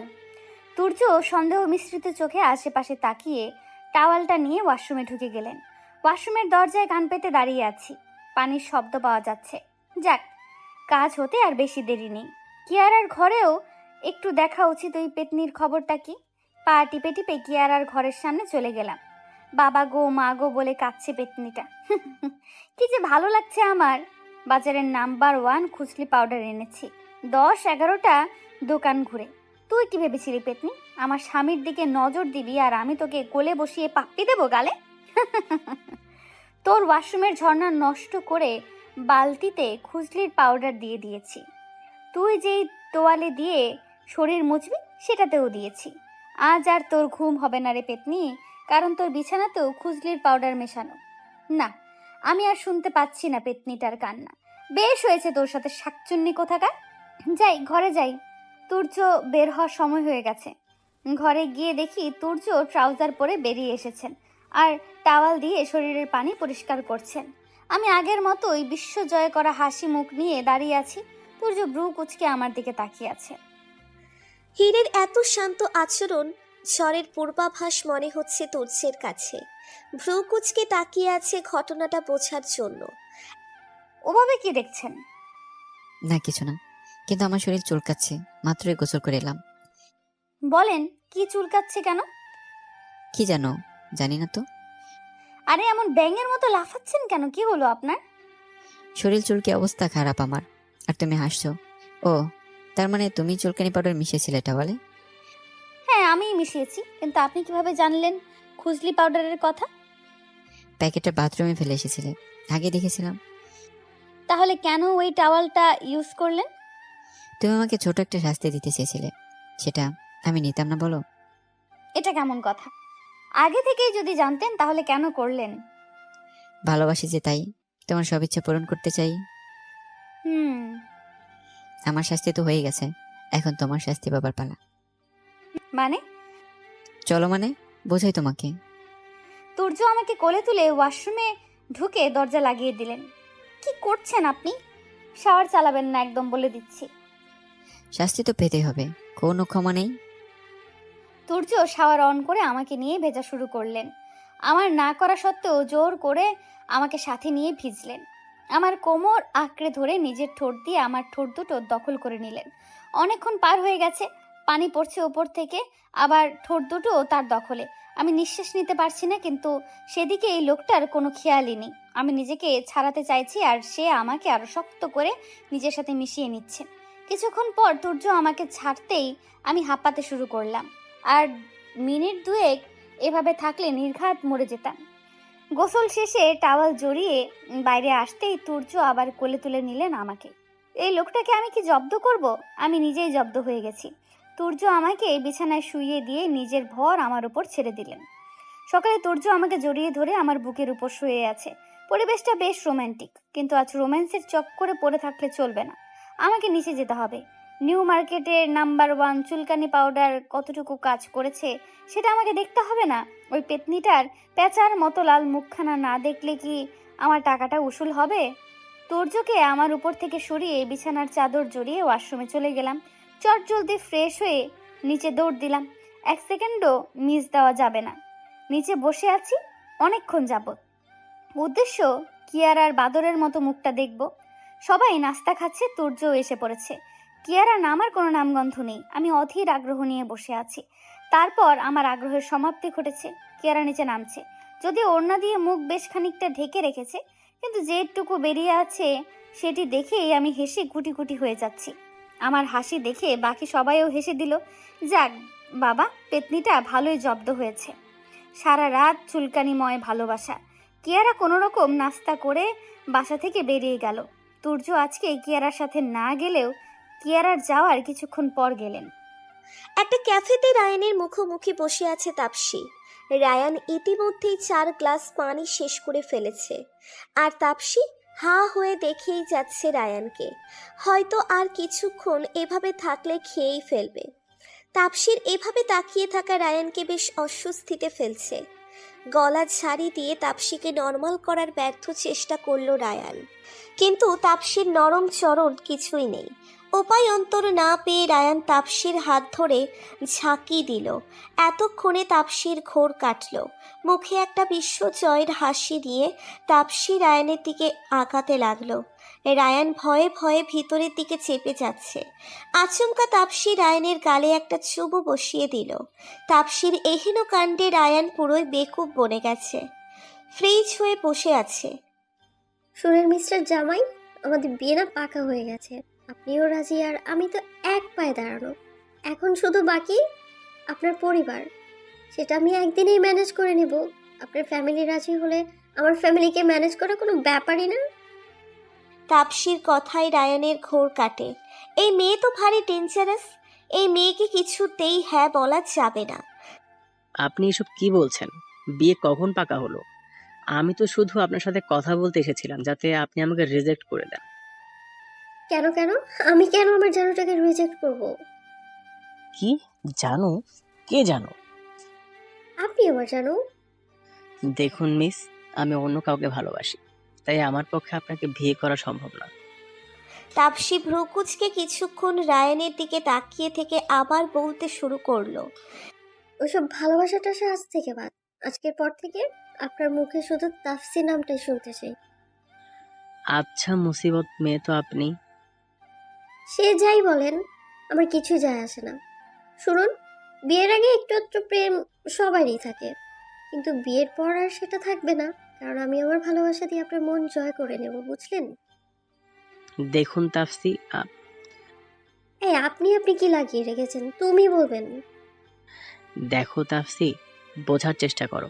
আমি অন্য কাউকে ভালোবাসি, যদিও সে অন্য কারো বিবাহিত স্ত্রী, তবুও আমার মনে তার জায়গাটা অন্য কাউকে দিতে পারবো না। আপনি জানেন আজ আপনার সাথে দেখা করে কতটা খুশি হয়েছি। আজকে আমি আমার পছন্দে গর্বিত। আমি একটা হীরা খুঁজে নিয়েছি আমার জন্য। মানে? যে মানুষটা তার ভালোবাসা এখন অন্য কারো বউ, এটা জানার পরেও তাকে এতটা ভালোবাসে, সেই মানুষটা তার নিজের বউকে কতটা ভালোবাসবে? কিন্তু আমি তোমাকে ভালোবাসতে পারবো কিনা আমি জানি না। আমি তো জানি আমার একলার ভালোবাসাই আপাতত আমাদের দুজনের জন্য যথেষ্ট। আপনিও আমাকে একটা সময় ভালোবেসে ফেলবেন, আমার বিশ্বাস আছে। রায়ান আর কিছু বলল না। আর কিছু বলার মতো ভাষা রায়ানের নেই। সব ছেলেরাই চায় একটা মেয়ে তাকে এমনভাবে ভালোবাসবে। রায়ানও চাইতো, তবে সেটা হীরের বেলায়। যেদিন থেকে ভালোবাসা জিনিসটা বুঝতে শিখেছে, সেদিন থেকে হীরকেই চেয়েছে। তারাও খুব ইচ্ছে মতো হীর তাকে ভালোবাসে এমন পাগলামি করবে, কিন্তু হীরের পাগলামিগুলো সব সময় তুর্যের মধ্যেই সীমাবদ্ধ ছিল। আজকে তাপসীর পাগলামিগুলো জোর করে আদর করা সবটাই রায়ানের আগের ইচ্ছে পূরণ করছে। সময়ের ব্যবধানে মানুষটা শুধু ভিন্ন, ইচ্ছেগুলো আগের মতোই আছে। তাপসী রিকশায় রায়ানের হাত ধরে বসে শহর দেখছে। রায়ানও দেখছে সেই চেনা শহরটা, কিন্তু আজকে সেই অতি পরিচিত চেনা শহরটা বড্ড অচেনা লাগছে তার কাছে। যেন হাজার বছরের কাঙ্ক্ষিত প্রিয়তমাকে খুঁজে পেয়েছে রায়ান। এতক্ষণে একটু গভীর মনোযোগ দিয়ে দেখছে সে তাপসীকে। মেয়েটা ভারী মিষ্টি, যদিও মুখে কোনো জায়গায় তিল নেই, কিন্তু চোখগুলো অনেক বড় আর কাজল কালো। এই চোখের দিকে বেশিক্ষণ তাকিয়ে থাকলে যে কোনো মহাপুরুষ আত্মনিয়ন্ত্রণ হারিয়ে ফেলবে। যেখানে মহাপুরুষরাই দুর্বল, সেখানে রায়ানের তাকিয়ে থাকার মানে হয় না। দৃষ্টি সরিয়ে নিল রায়ান। রিকশা চলে যাচ্ছে আপন গতিতে। থাক না আজকের ভ্রমণটা গন্তব্যহীন। ভয়ে জড়সড় হয়ে দাঁড়িয়ে আছে কিয়ারা। মুখ লাল হয়ে আছে তার, কিন্তু সেটা চুলকানির জন্য নাকি ভয়ে সেটা বোঝা মুশকিল। কিছুক্ষণ মূর্তির ন্যায় দাঁড়িয়ে থেকে সামনে বসে থাকা লোকটার পায়ের উপর পড়ে গেল কিয়ারা। আমাকে প্লিজ ক্ষমা করে দাও রুহান। আমি অনেক চেষ্টা করেছি হীরকে তুর্যর জীবন থেকে সরানোর, কিন্তু পারিনি। কিন্তু তুমি আমাকে আর একটা সুযোগ দাও। বিশ্বাস করো, তুর্য আমাকে ভালোবাসে। সে আমাকে প্রমিস করেছে সে হীরকে ছেড়ে দিয়ে আমার সাথে বিয়ে করে নেবে। তুজো প্রমিস করেছে আর তুমি বিশ্বাস করে নিলে? তুজো যে কি পরিমাণ ধূত তা তোমার মতো ডাফর কখনোই বুঝতে পারবে না। তুজোকে আমি প্রায় 8 বছর ধরে চিনি। তুজো শিরা শিরা প্রবাহিত হয় হীর। এত সহজেই সে হীরকে ভুলে অন্য কারো প্রেমে পড়তে পারবে না। কিন্তু তুর্য আমাকে সত্যি ভালোবেসে ফেলেছে, আর কয়েকদিন পরেই সে হীরকে ডিভোর্স দিয়ে দেবে। আচ্ছা, মানলাম তোমার কথা, কিন্তু হীরের মনে কি কোনো সন্দেহ সৃষ্টি করতে পেরেছ? হীরের মনে সন্দেহ সৃষ্টি হয়েছে বলেই তো দেখো আমার কি অবস্থা করেছে। সে তো দেখতেই পাচ্ছি, ডাক্তার দেখিও। ঠিক আছে রুহান বেবি, আমরা বিয়ে কবে করছি? Are you mad or what? বিয়ে করব? তাও আবার তোমাকে? তুমি পাগল হয়ে গেছো নাকি? কি বলছো এসব রুহান? তুমি না আমাকে ভালোবাসো? আমাকে কথা দিয়েছিলে যে তুমি আমাকে বিয়ে করবে। এমন কোনো কথা দিয়েছিলাম বলে আমার মনে পড়ছে না কিয়ারা বেবি। এসব কি বলছো তুমি রুহান? আমি মা হতে চলেছি তোমার সন্তানের, আর তুমি কিনা এই কথা বলছো? সন্তান আমার? তুমি কি সত্যি পাগল হয়ে গেছো বেবি? রুহান খান এত বোকা নয় যে একটা মেয়ের সাথে লিভ ইন রিলেশন থেকে বাচ্চা নেবে। তোমার প্রেগনেন্সি রিপোর্টগুলো ফেক ছিল, যাতে তোমাকে এই বাচ্চার দোহাই দিয়ে তুজো আর হীরকে আলাদা করার জন্য ইউজ করতে পারে। এত বড় ধোকা! কিন্তু না রুহান, আমি সত্যিই প্রেগনেন্ট। আমার পিরিয়ড অফ অনেক দিন যাবত। কেমন কিয়ারা, বাচ্চামো কথা কেন বলো? তুমি আমার সাথে থাকো, আমার সাথে খাবার খাও। ফেক রিপোর্ট বানাতে পারলাম, আর তোমাকে কয়েকটা মেডিসিন খাওয়াতে পারবো না? প্লিজ রোহান, এমন করো না। আমি তোমাকে ভালোবাসি। লুক কিয়ারা, আমার তোমার সাথে কোনো শত্রুতা নেই। তুমি অনেক ভালো একটা মেয়ে। প্রথমে তুমি আমার প্ল্যানে আমার সাপোর্ট করতে মানা করে দিয়েছিলে, তাই আমাকে এই নাটকটা করে তোমাকে রাজি করতে হয়েছে। বলতে গেলে আমিও তোমাকে কিছুটা ভালোবেসে ফেলছি, কিন্তু আমি আমার থেকে অনেক অনেক বেশি ভালোবাসি আমার প্রতিশোধকে। Please Rohan. You can go now. Rohan, I say get out. Kiara ওখানে থেকে কেঁদে বেরিয়ে গেল। রোহান কিয়ারার যাওয়ার দিকে কিছুক্ষণ তাকিয়ে থেকে পাগলের মতো শব্দ করে হাসতে লাগলো। তুর্য, তুই আমার বেস্ট ফ্রেন্ড ছিলে, কিন্তু তুই আমার সাথে যা করেছিস তা কোনো শত্রুর সাথে করে না। আমার জীবনের সবচেয়ে মূল্যবান জিনিস তুই কেড়ে নিয়েছিস, তাই তোকেও তোর জীবনের সবচেয়ে মূল্যবান জিনিস তোর হীরকে হারাতে হবে। একটা 3তলা বাংলো বাড়ির ছাদে সিগারেট হাতে দাঁড়িয়ে আছে রোহান। স্মোক করছে। ইতিমধ্যেই 10 থেকে 12টা সিগারেট শেষ করে ফেলেছে। স্মোক করাটা সে আর তুর্য একসাথে শিখেছিল লন্ডনে। বেস্ট ফ্রেন্ড তো আর এমনি এমনি হয় না। সব ভালো মন্দ কাজ তারা একসাথে করেছে একটানা 6 থেকে 7 বছর। তুর্য আর রোহান দুজনেই মিউজিককে পেশা হিসেবে নিলেও তুর্য সব সময়ই তার থেকে ভালো ছিল। এই নিয়ে অবশ্য রোহানের কখনোই হিংসে হয়নি। বেস্ট ফ্রেন্ডের সাকসেস মানে নিজের সাকসেস। কিন্তু তুর্য তার সাথে যা করেছে সেটা তো রোহান ভুলতে পারবে না, কখনোই পারবে না। তুর্যের অপরাধের শাস্তি তাকে পেতেই হবে। আরও কিছুক্ষণ স্মোক করে ঘরে চলে গেল রোহান। একটা ফটো ফ্রেম হাতে নিয়ে এক দৃষ্টিতে দেখছে রোহান।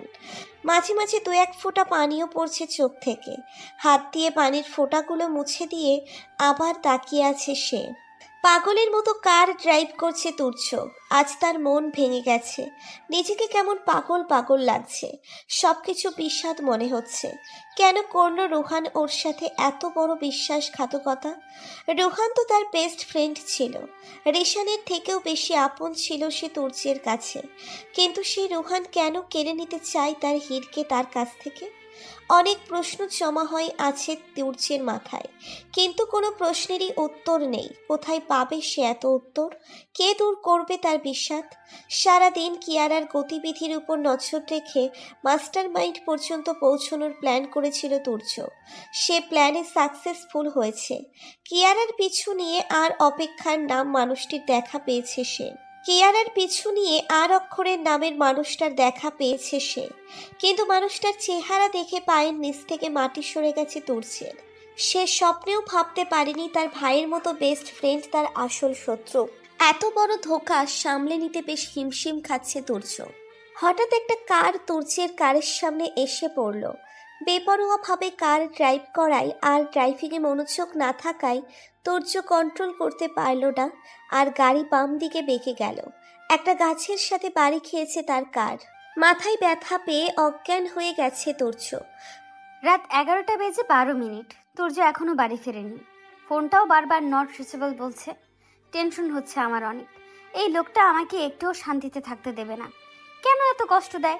সেই বিকেলে বেরিয়ে গেছে, এখনো ফেরার নাম নেই। আমার কি চিন্তা হয় না? ফোনটা বিছানায় ফেলে পায়চারি করছিলাম, তখন মোবাইলটা বেজে উঠল। নিশ্চয়ই তুর্য ফোন করেছেন।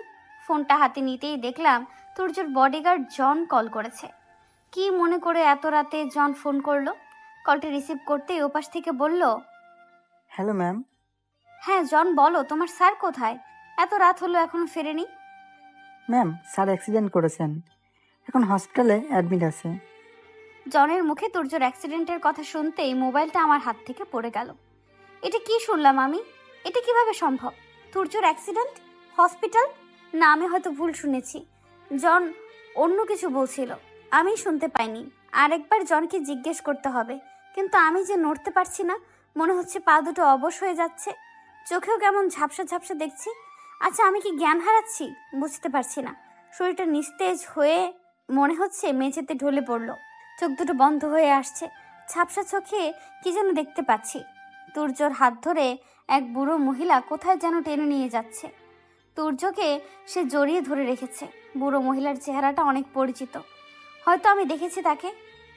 ফোনের ওপাশ থেকে জন এখনো হ্যালো হ্যালো করেই যাচ্ছে, কিন্তু হীর অজ্ঞান হয়ে মেঝেতে পড়ে আছে।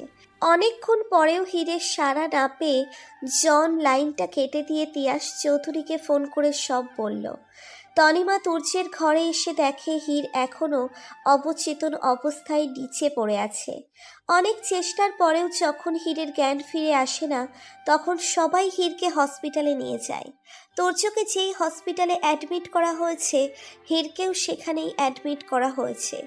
সৌভাগ্যক্রমে তুর্যের তেমন কোনো ক্ষতি হয়নি, শুধু মাথায় আর হাতে একটু কেটে ছিলে গেছে। তুর্যকে ঘুমের ঔষধ আর পেইন কিলার দিয়ে ঘুম পাড়িয়ে রাখা হয়েছে। হীরের চেক আপ শেষে হীরকেও মেডিসিন দিয়ে রাখা হয়েছে। হঠাৎ অ্যাক্সিডেন্টের কথা শুনে হীর স্ট্রেসে জ্ঞান হারিয়েছিল। বেশ কিছুক্ষণ পেরিয়ে গেছে, হীর ঘুমিয়ে আছে। রাহি আর তাপসী হীরের মাথার কাছে বসে আছে। ডাক্তার বলেছে কিছুক্ষণের মধ্যে হীরের জ্ঞান ফিরে আসবে। ওইদিকে তুর্যের অবস্থাও আগের তুলনায় অনেকটা ভালো, যে কোনো সময় জ্ঞান ফিরে আসতে পারে।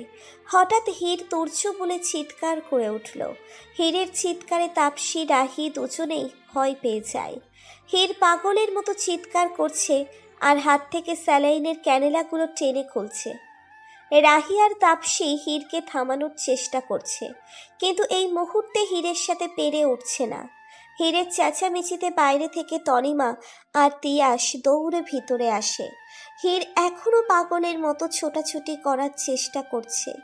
তনিমা গিয়ে হীরকে জড়িয়ে ধরল। হীর, এমন করিস কেন? কি হয়েছে তোর? আম্মু, তুর্য? তুর্য কোথায়? তুমি জানো উনি আমাকে ছেড়ে গেছেন, এই জন্যই আমার অ্যাক্সিডেন্ট হয়েছে। তুর্য কি ফিরে আসেনি? বলো না আম্মু, চুপ করে আছো কেন? তুর্য কোথায়? তনিমা কি উত্তর দেবে বুঝতে পারছে না। হীর এগুলো কী সব বলছে? হীরের আবার কখন অ্যাক্সিডেন্ট হলো, আর তুর্যই বা কখন ওকে ছেড়ে গেল? তনিমা হীরের মুখের দিকে তাকিয়ে আছে। হীর নিজের প্রশ্নের উত্তর না পেয়ে সেখান থেকে বেরিয়ে গেল। বেরিয়ে যেতেই রায়ানকে সামনে পেল। হীর, তুই এভাবে ছুটছিস কেন? রায়ান ভাইয়া, তুর্য কোথায়? আমি তোমার পায়ে পড়ি, আমাকে তুর্যর কাছে নিয়ে যাও। বলছে না, কেউ বলছে না তুর্য কোথায়। হীর, রিল্যাক্স কর প্লিজ। তুর্য ঠিক আছে, এই তো সামনের রুমে আছে, আয় আমি নিয়ে যাচ্ছি। রায়ান হীরকে তুর্যের সামনে নিয়ে গেল। তুর্যকে দেখতেই বুকের ভেতরটা ছ্যাত করে উঠলো আমার। তুর্যর মাথায় ব্যান্ডেজ, হাত ছিলে গেছে অনেকটা, পায়েও হয়তো ব্যথা পেয়েছে। নিজেকে নিয়ন্ত্রণ করতে না পেরে ছুটে গিয়ে তুর্যর বুকে আছড়ে পড়লাম। হয়তো তুর্যর মাত্রই জ্ঞান ফিরেছিল। তুর্য এক হাত দিয়ে আমাকে জড়িয়ে ধরলেন। আমি আর চোখের পানি ধরে রাখতে পারলাম না, হাউ মাউ করে কেঁদে দিলাম তুর্যর বুকে মাথা রেখে। কতদিন পর তুর্যকে দেখছি আমি, আর আজকেই তার এই অবস্থা। তুর্য আমার মাথায় হাত বুলিয়ে দিচ্ছেন আস্তে আস্তে। আমি বুঝতে পারছি তুর্যর কষ্ট হচ্ছে, কিন্তু কান্না থামাতে পারছি না। অনেকক্ষণ এইভাবে থেকে চোখ মুছে নিলাম। তুর্যর মুখটা আমার দু হাতে আগলে নিয়ে মন ভরে তাকে দেখছি। তুর্য আমার দিকে প্রশ্নসূচক দৃষ্টিতে তাকিয়ে আছে। হয়তো জানতে চাচ্ছেন আমি এইভাবে কেন তাকিয়ে আছি। কিছু না বলে তুর্যর কপালে একটা চুমু এঁকে দিলাম। তুর্য কিছু একটা বলতে চাচ্ছিলেন, কিন্তু আমি ইশারায় কথা বলতে মানা করে দিলাম। এখন তুর্যর বিশ্রাম প্রয়োজন।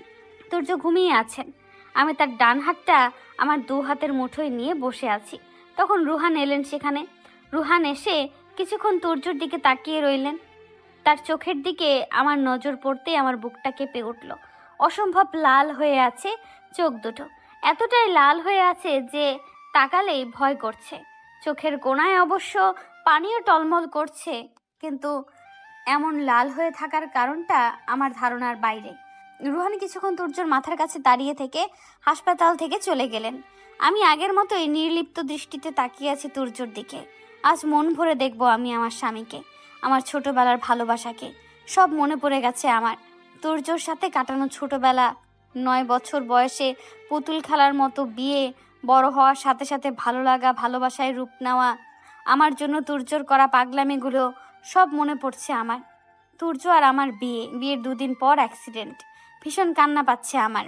তুর্য আমার জন্য কত কষ্ট করেছেন, প্রতিটা সময় তার কিভাবে কেটেছে আমি ছাড়া। আমিও তো তুর্যর সাথে কত অন্যায় করেছি, যা নয় তা বলেছি ওনাকে। চরিত্রহীন, অমানুষ। ছি, নিজের উপর নিজের ঘৃণা হচ্ছে। যে মানুষটা আমাকে এতটা ভালোবেসেছে, সেই মানুষটাকে আমি এতটা কষ্ট দিয়েছি। সৃষ্টিকর্তা আমাকে কখনোই ক্ষমা করবেন না।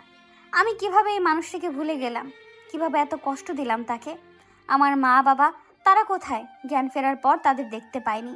তারাও আমার সাথে অ্যাক্সিডেন্ট করেছিল। তবে কি তারা আর এই পৃথিবীতে নেই? আমার বাবা মা আর নেই। আমি এতিম হয়ে গেছি। আমার বুক ফেটে কান্না আসছে, কিন্তু কাঁদতে পারছি না।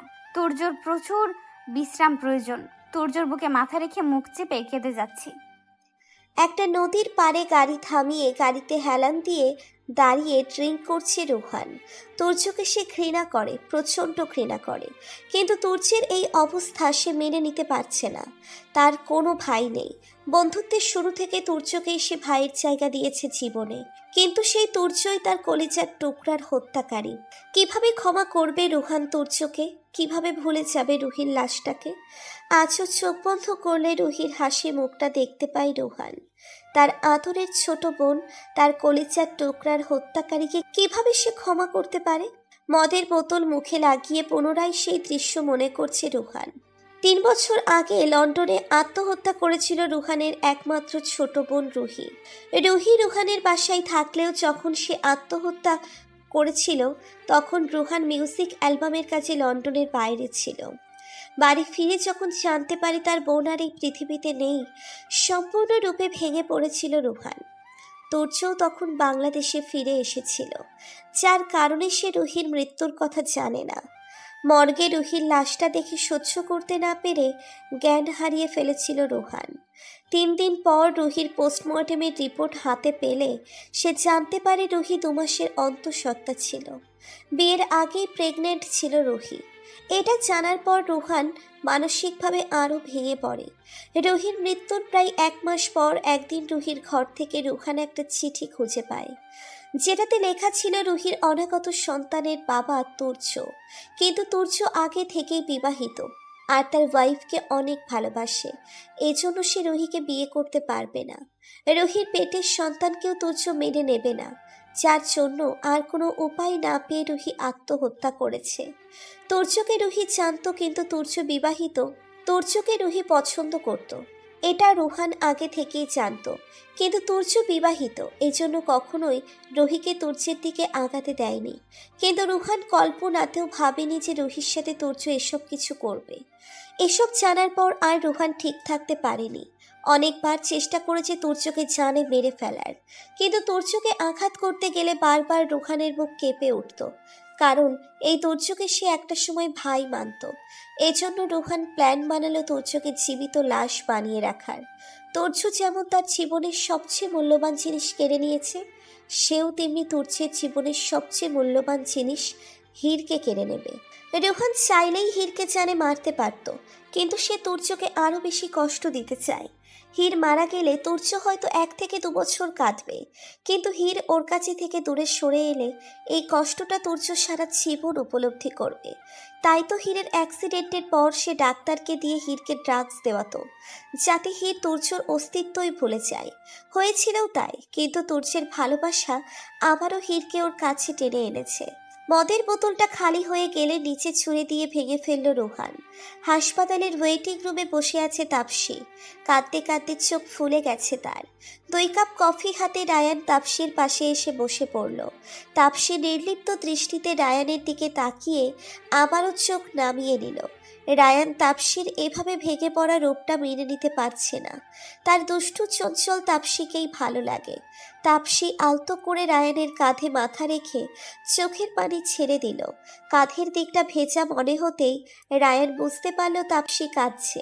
কেন যেন তাপসীর কান্না সহ্য করতে পারছে না রায়ান। বুকের বাপাশে চিনচিনে ব্যথা করছে তার। তাপসীর চোখের পানি মুছে দিয়ে তাকে বুকে জড়িয়ে নিল রায়ান। তুর্য জ্ঞান ফেরার পর থেকে বারবার রুহানের কথা জিজ্ঞেস করছে, কিন্তু কেউই জানে না রুহান কোথায় আছে। কিয়ারা রুহানকে লুকিয়ে ফোন করলো। উদ্দেশ্য তাকে বলা যে তুর্য বারবার তাকে খুঁজছে, কিন্তু রুহানের ফোনটা সুইচ অফ বলছে বারবার। তুর্যর জ্ঞান ফেরার পর থেকে শুধু রুহান নামের মালা জপছে। আমি সুযোগই পাচ্ছি না তুর্যকে বলার যে আমার সব মনে পড়ে গেছে। এতদিন তুর্য আমার জন্য অনেক কষ্ট করেছেন। আমি তার জন্য এতটুকু অপেক্ষা তো করতেই পারি। সারাদিন সবার অনেক ধকল যাওয়াতে রাতে সবাইকে বাড়ি পাঠিয়ে দিয়ে আমি আর রিসান ভাইয়া তুর্যর সাথে রয়ে গেলাম। রিসান ভাইয়া ওয়েটিং রুমে চলে গেলেন। আমি তুর্যর মাথার কাছে বসে আছি। তুর্যর ফর্সা গালটা কেমন কালচে হয়ে গেছে, বোঝাই যাচ্ছে ভীষণ ব্যথা পেয়েছে। তুর্যর চুলে হাত বুলিয়ে দিচ্ছি আমি। তুর্য আমার দিকে এক দৃষ্টিতে তাকিয়ে আছেন, যেন অনেক কিছু বলতে চায় আমাকে। হয়তো সে যা বলতে চায় তার অনেক কিছুই আমি জানি। তুর্য আমাকে তার পাশে শুয়ে পড়তে বললেন। আস্তে করে একটু চেপে গিয়ে আমার জন্য জায়গাও করে দিলেন। আমি তুর্যর কপালে একটা ভালোবাসার পরশ এঁকে দিয়ে তাকে জড়িয়ে ধরে ঘুমিয়ে পড়লাম। যদিও আমি প্রতিদিন এই মানুষটার বুকে ঘুমাই, কিন্তু আজকে কেন জানি না অনেক বেশি ভালো লাগছে। তুর্যকে দেখতে দেখতে কখন যে ঘুমিয়ে পড়েছি কে জানে। সকালে ঘুম ভাঙতেই দেখি তুর্য আমাকে এক হাতে জড়িয়ে ধরে রেখেছেন। মুখ তুলতেই দেখলাম উনি আমার দিকে মুচকি হেসে তাকিয়ে আছে। বাইরে এখনো অন্ধকার, সকাল হতে ঢের বাকি। এত তাড়াতাড়ি কেন উঠে পড়লেন? কাল থেকে ঘুমিয়েই তো যাচ্ছি, আর কত ঘুমাবা? অসুস্থ হলে শান্তি মতো আরো ঘুমাতে হয়। আমার ঘুম এমনিতেই পুরো হয়ে গেছে। তুমি আমার বুকে ঘুমিয়েছো, এর চেয়ে বেশি শান্তি আর কোথায় পাবো বলো? হয়েছে, আর ঢং করতে হবে না। খুব তো আমাকে একা ফেলে পালানোর প্ল্যান করেছিলেন। আমি ঢং করছি? আমি মোটেও ঢং করছি না। তোমার জন্য মৃত্যুর মুখ থেকে ফিরে এসেছি। তুর্যর মুখ থেকে মৃত্যুর কথা শুনতেই আমার বুক কেঁপে উঠল। তুর্যর মুখে হাত দিয়ে তাকে থামিয়ে দিয়ে শক্ত করে জড়িয়ে ধরলাম। আমার চোখ ভরে এসেছে। কোনো দুঃস্বপ্ন আমি তুর্যকে হারাতে চাই না। শেষ নিঃশ্বাস পর্যন্ত তার সাথে থাকতে চাই। তুর্য আমার চুলে হাত বুলিয়ে দিচ্ছেন। কেন যেন বারবার তুর্যকে হারানোর ভয় আমার মনে জাগছে। আমি এসব ভাবতে চাই না। তবুও বিকেলে তুর্যকে রিলিজ দেওয়া হলেও তুর্য বাসায় না ফিরে রুহান ভাইয়ার বাসায় চলে গেলেন জনকে নিয়ে। হাজার আকুতি মিনতি করার পরেও আমাকে সাথে নিলেন না। আকাশে মেঘ করেছে। এই সময়টা আমার কাছে অনেক অশুভ মনে হয়। মানুষ বৃষ্টি পছন্দ করে, কিন্তু আমার বৃষ্টি আসার আগের সময়টা একদম পছন্দ নয়। খুব ভয় হচ্ছে, কোনো দুঃসংবাদ আসবে না তো? ঘরে বসে ড্রিঙ্ক করছে রোহান। জনকে নিচে অপেক্ষা করতে বলে তুর্য আস্তে আস্তে রোহানের ঘরের দিকে আগালো। রোহানের ঘরের দরজা খুলতেই মদের বিশ্রী গন্ধ তুর্যের নাকে এলো। কিন্তু এই সময় তুর্য রাগারাগি করতে আসেনি। সে তার প্রশ্নের উত্তর নিতে এসেছে। সে জানতে চায় কি তার অপরাধ, যার জন্য তার বেস্ট ফ্রেন্ড তার শত্রু হয়ে গেল। রোহান তুর্যকে দেখে একটা ভিলেন হাসি দিল। বেঁচে আছিস তাহলে? তবে আমি জানতাম তুই বেঁচে যাবি। অ্যাক্সিডেন্টটা এতটাই গুরুতর ছিল না। তোর সাথে আমার কথা আছে। কথা সত্যি, আমার সব কেড়ে নিয়ে আজ এত বছর পর কথা বলতে এসেছিস। রোহান দেখ, কোথাও একটা মিস আন্ডারস্ট্যান্ডিং হয়েছে। আমরা কথা বলে সেটা ক্লিয়ার করতে পারি। কাম অ্যাগেইন মিস আন্ডারস্ট্যান্ডিং। আমার কলিজার টুকরার খুনটা মিস আন্ডারস্ট্যান্ডিং ছিল। কি বলছিস তুই ভাই? তোর এই মুখ দিয়ে আমাকে ভাই ডাকবি না দুর্য। আমাকে যদি তুই ভাই মানতি তাহলে আমার বোনের সাথে ওগুলো করতে পারতিস না। রোহি, তুই কি বলছিস রোহান? আমি রোহির সাথে কি করেছি? ওয়াও, তুই রোহির সাথে কি করছিস সেটা আমাকে জিজ্ঞেস করছিস? দেখ রোহান, কথা পেছানো বন্ধ করে ক্লিয়ার করে বল তুই কি বলতে চাচ্ছিস।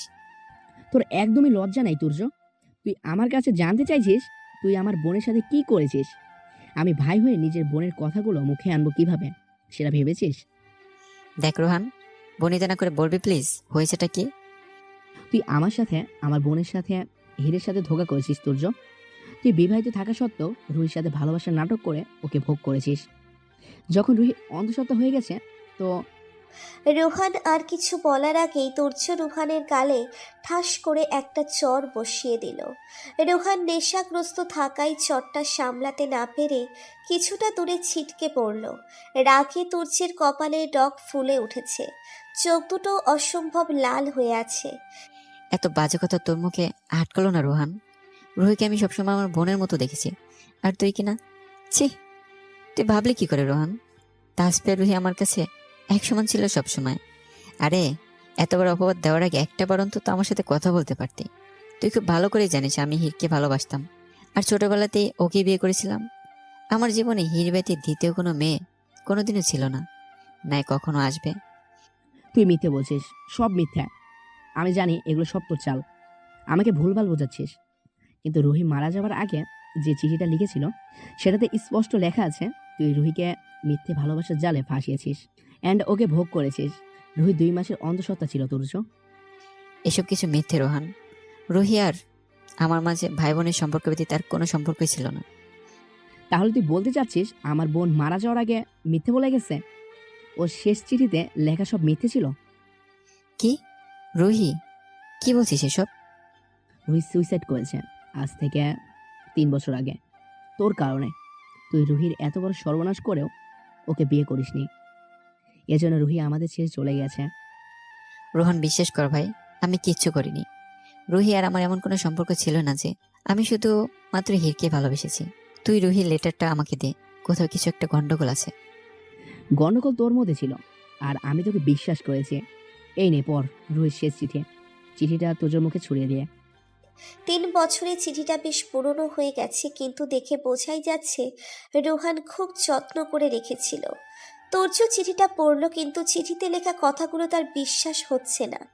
রুহিকে সে সব সময় ছোট বোনের মতো দেখেছে। সেই রুহি কেন তার নামে এত বড় অপবাদ দেবে, তাও মৃত্যুর আগ মুহূর্তে?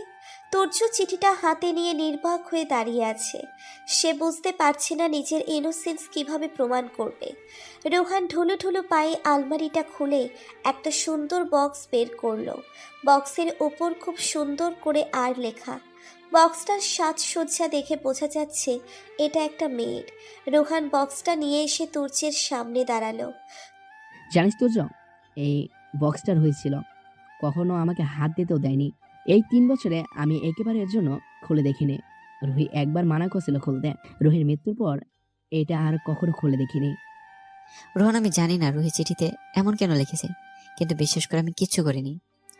তুর্য রুহানের হাত ধরে ঝাঁকি দিলে রুহানের হাত থেকে বক্সটা পড়ে ভেঙে যায়। রুহান আগে থেকে ড্রাঙ্ক ছিল, যার জন্য সামলাতে পারে না। ভেঙে দিলি তো? আমার বোনকে আমার কাছ থেকে কেড়ে নিয়ে ওর শেষ স্মৃতিটাও কেড়ে নিলি। তুর্য খানিকটা অপ্রস্তুত হয়ে বক্সের জিনিসগুলো ওঠাতে থাকে। রুহির অনেক জিনিসপত্রই ছিল সেখানে। জিনিসগুলো ওঠাতে ওঠাতে চোখ ভিজে যায় রুহানের। হঠাৎ রুহান সেখানে একটা ছবি খুঁজে পায়।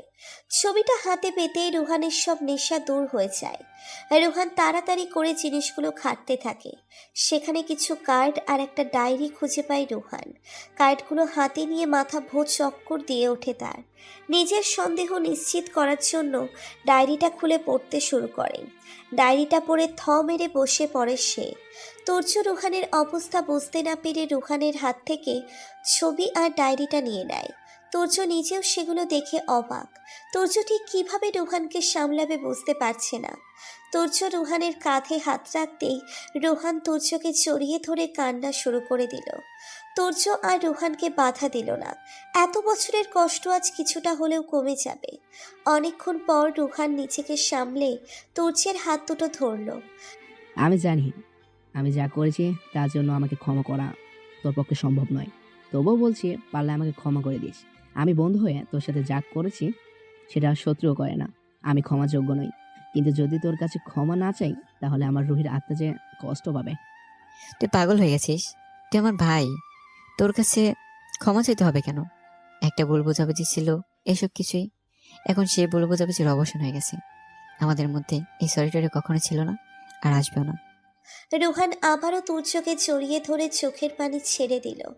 তুর্য জনের সাহায্য নিয়ে রুহানকে ওদের সাথে নিয়ে এলো। এমনিতেই রুহান ড্রিঙ্ক করেছে, তার উপর এই অবস্থা। তাকে একা ছাড়ার ঝুঁকি তুর্য নিল না। গাড়ি চলে যাচ্ছে আপন মনে। রুহান ঘুমিয়ে পড়েছে। রুহানের দু চোখের কার্নিশে এখনো পানির রেশ লেগে আছে।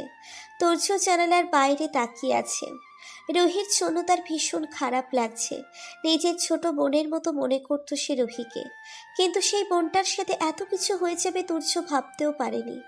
রুহি সত্যিই প্রেগনেন্ট ছিল, তবে রুহির অনাগত সন্তানের বাবা ছিল রুহানের ম্যানেজার আকাশ। আকাশ আর রুহির রিলেশন চলছিল অনেক দিন ধরেই। যখন আকাশ জানতে পারে রুহি অন্তঃসত্ত্বা, তখন সে রুহিকে টিচ করে। রুহি মানসিক চাপ সহ্য করতে না পেরে সুইসাইড করে। রুহান দেশের বাইরে থাকায় সে এসবের কিছুই জানে না। তবে তুর্য ধারণা করছে হয়তো রুহির মৃত্যুর পর আকাশী নিজেকে বাঁচানোর জন্য ফেক লেটারটা রেখে দেয় রুহির ঘরে। তুর্য এখনো ফিরে আসেনি। ভয়ে আমার কলিজা শুকিয়ে যাচ্ছে। না জানি কি সমস্যা হয়েছে যে এত রাত হয়ে গেল তবুও ফিরল না। ড্রয়িং রুমে পায়চারি করছিলাম, তখন কলিং বেলটা বেজে উঠল। দরজা খুলতেই দেখি তুর্য দাঁড়িয়ে আছে, তার সাথে জন রুহান ভাইকে ধরে আছে। জন রুহান ভাইকে গেস্ট রুমে রেখে আসলেন। তুর্য দু চোখ ফুলে আছে, কেন যেন মনে হচ্ছে তুর্য এতক্ষণ কান্না করেছেন। তুর্য আর রুহান ভাইয়ার এই অবস্থা দেখে আমার ভীষণ ভয় করছে। কি হয়েছে তাদের এই অবস্থা কেন? তুর্য আমাকে কিছু না বলেই উপরে চলে গেলেন। আমি কিছু জিজ্ঞেস করব সেই সুযোগটাও পেলাম না। আমি ঘরে যাওয়ার আগেই তুর্য শুয়ে পড়েছেন। কিছুক্ষণ তুর্যর সামনে প্রশ্নসূচক দৃষ্টিতে দাঁড়িয়ে রইলাম, কিছু বলবেন এই আশায়। কিন্তু এবারও আমাকে হতাশ করে তুর্য চুপ রইলেন। কিছুক্ষণ দাঁড়িয়ে থেকে তুর্যকে জড়িয়ে ধরে ঘুমিয়ে পড়লাম। তুর্যর হাসি মুখটা দেখে ঘুম ভাঙলো আমার আগে উঠে আমাকেই দেখছেন। তুর্যর এই দৃষ্টিটা আমাকে ভীষণ লজ্জায় ফেলে দেয়। তুর্যর হাত থেকে নিজেকে সরিয়ে উঠে পড়লাম। আজ আমার অনেক কাজ। আজ রায়ান ভাই আর মামা মামি আসবেন তাসফিকে দেখতে। হসপিটালে রায়ান ভাই আর আব্বু আম্মুর সাথে তার আর তাসফির ব্যাপারে কথা বলেছিলেন। সব ঠিক থাকলে আজকেই দিন তারিখ ঠিক হয়ে যাবে। তুর্য সুস্থ হলেই হয়তো বিয়ে। ব্যালকনিতে দাঁড়িয়ে আছে রুহান। অপরাধ বোধ গ্রাস করেছে তাকে। একটা ভুল বোঝাবুঝির দরুন অনেকগুলো মানুষের সাথে অন্যায় করে ফেলেছে সে। তার বেস্ট ফ্রেন্ডের ভালোবাসা কেড়ে নিতে চেয়েছিল। যে তাকে পাগলের মতো ভালোবাসে, সেই কিয়ারাকে কত অবহেলা করেছে সে। সবার অপরাধী হয়ে গেছে সে। সবাই কি তাকে ক্ষমা করবে? কথাগুলো ভাবতেই দু চোখের কার্নিশ পেয়ে দুফোঁটা জল গড়িয়ে পড়ে রুহানের। তুর্য 2 কাপ কফি হাতে দাঁড়িয়ে আছে রুহানের পিছনে। এখনো চলতে একটু কষ্ট হয় তার। তুর্য এগিয়ে গিয়ে রুহানকে কফিটা দিল। রুহান কিছু বলতে চেয়েছিল, কিন্তু তুর্য ইশারায় মানা করে দিল। জীবনে এমন অনেক কিছু হয় যা আমরা চাই না, সবটা আমাদের হাতে থাকে না। যা হয়েছে সব ভুলে যা। ঠিক বলেছিস। এমনিতেও আকাশ ওর কাজের শাস্তি আগেই পেয়ে গেছে। মানে? আকাশ 2 বছর আগেই ক্যান্সারে মারা গেছে। তুই এসব ভুলে জীবনটা নতুন করে সাজা। কিয়ারা তোকে সত্যি অনেক ভালোবাসে। আমি জানি তুর্য, কোথাও না কোথাও আমিও কিয়ারাকে অনেক ভালোবাসি, কিন্তু এতদিন আমার কাছে কিয়ারার থেকে আমার প্রতিশোধটাই বেশি প্রিয় ছিল। যা হয়েছে সব ভুলে যা। তোদের সম্পর্কটা কি নতুন করে সাজিয়ে নে। কিয়ারার সাথে অনেক অন্যায় করেছি রে, সে কি আমাকে মেনে নেবে? চেষ্টা করে দেখ তো, ক্ষতি কি? ভালোবাসা দিয়ে আঁকড়ে ধরে দেখ, ঠিকই ধরা দেবে। মামা মামি আর রায়ান ভাই তাসফিকে দেখতে আসবে বলে বাসায় এক প্রকার কাজের ধুম পড়ে গেছে।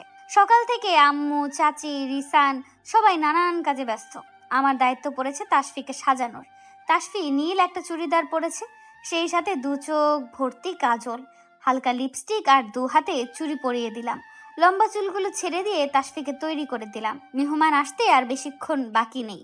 আব্বু বারবার তাড়া দিচ্ছেন আমাকে তৈরি হওয়ার জন্য। ঘরের ভেতরে ঢুকেই আমি তুর্যকে দেখে ক্রাশ খেলাম। আমার জামাইটা কালো পাঞ্জাবি পরে আছে। এত হ্যান্ডসাম লাগছে তুর্যকে, বলার মতো না। আমি হা হয়ে তার দিকে তাকিয়ে আছি।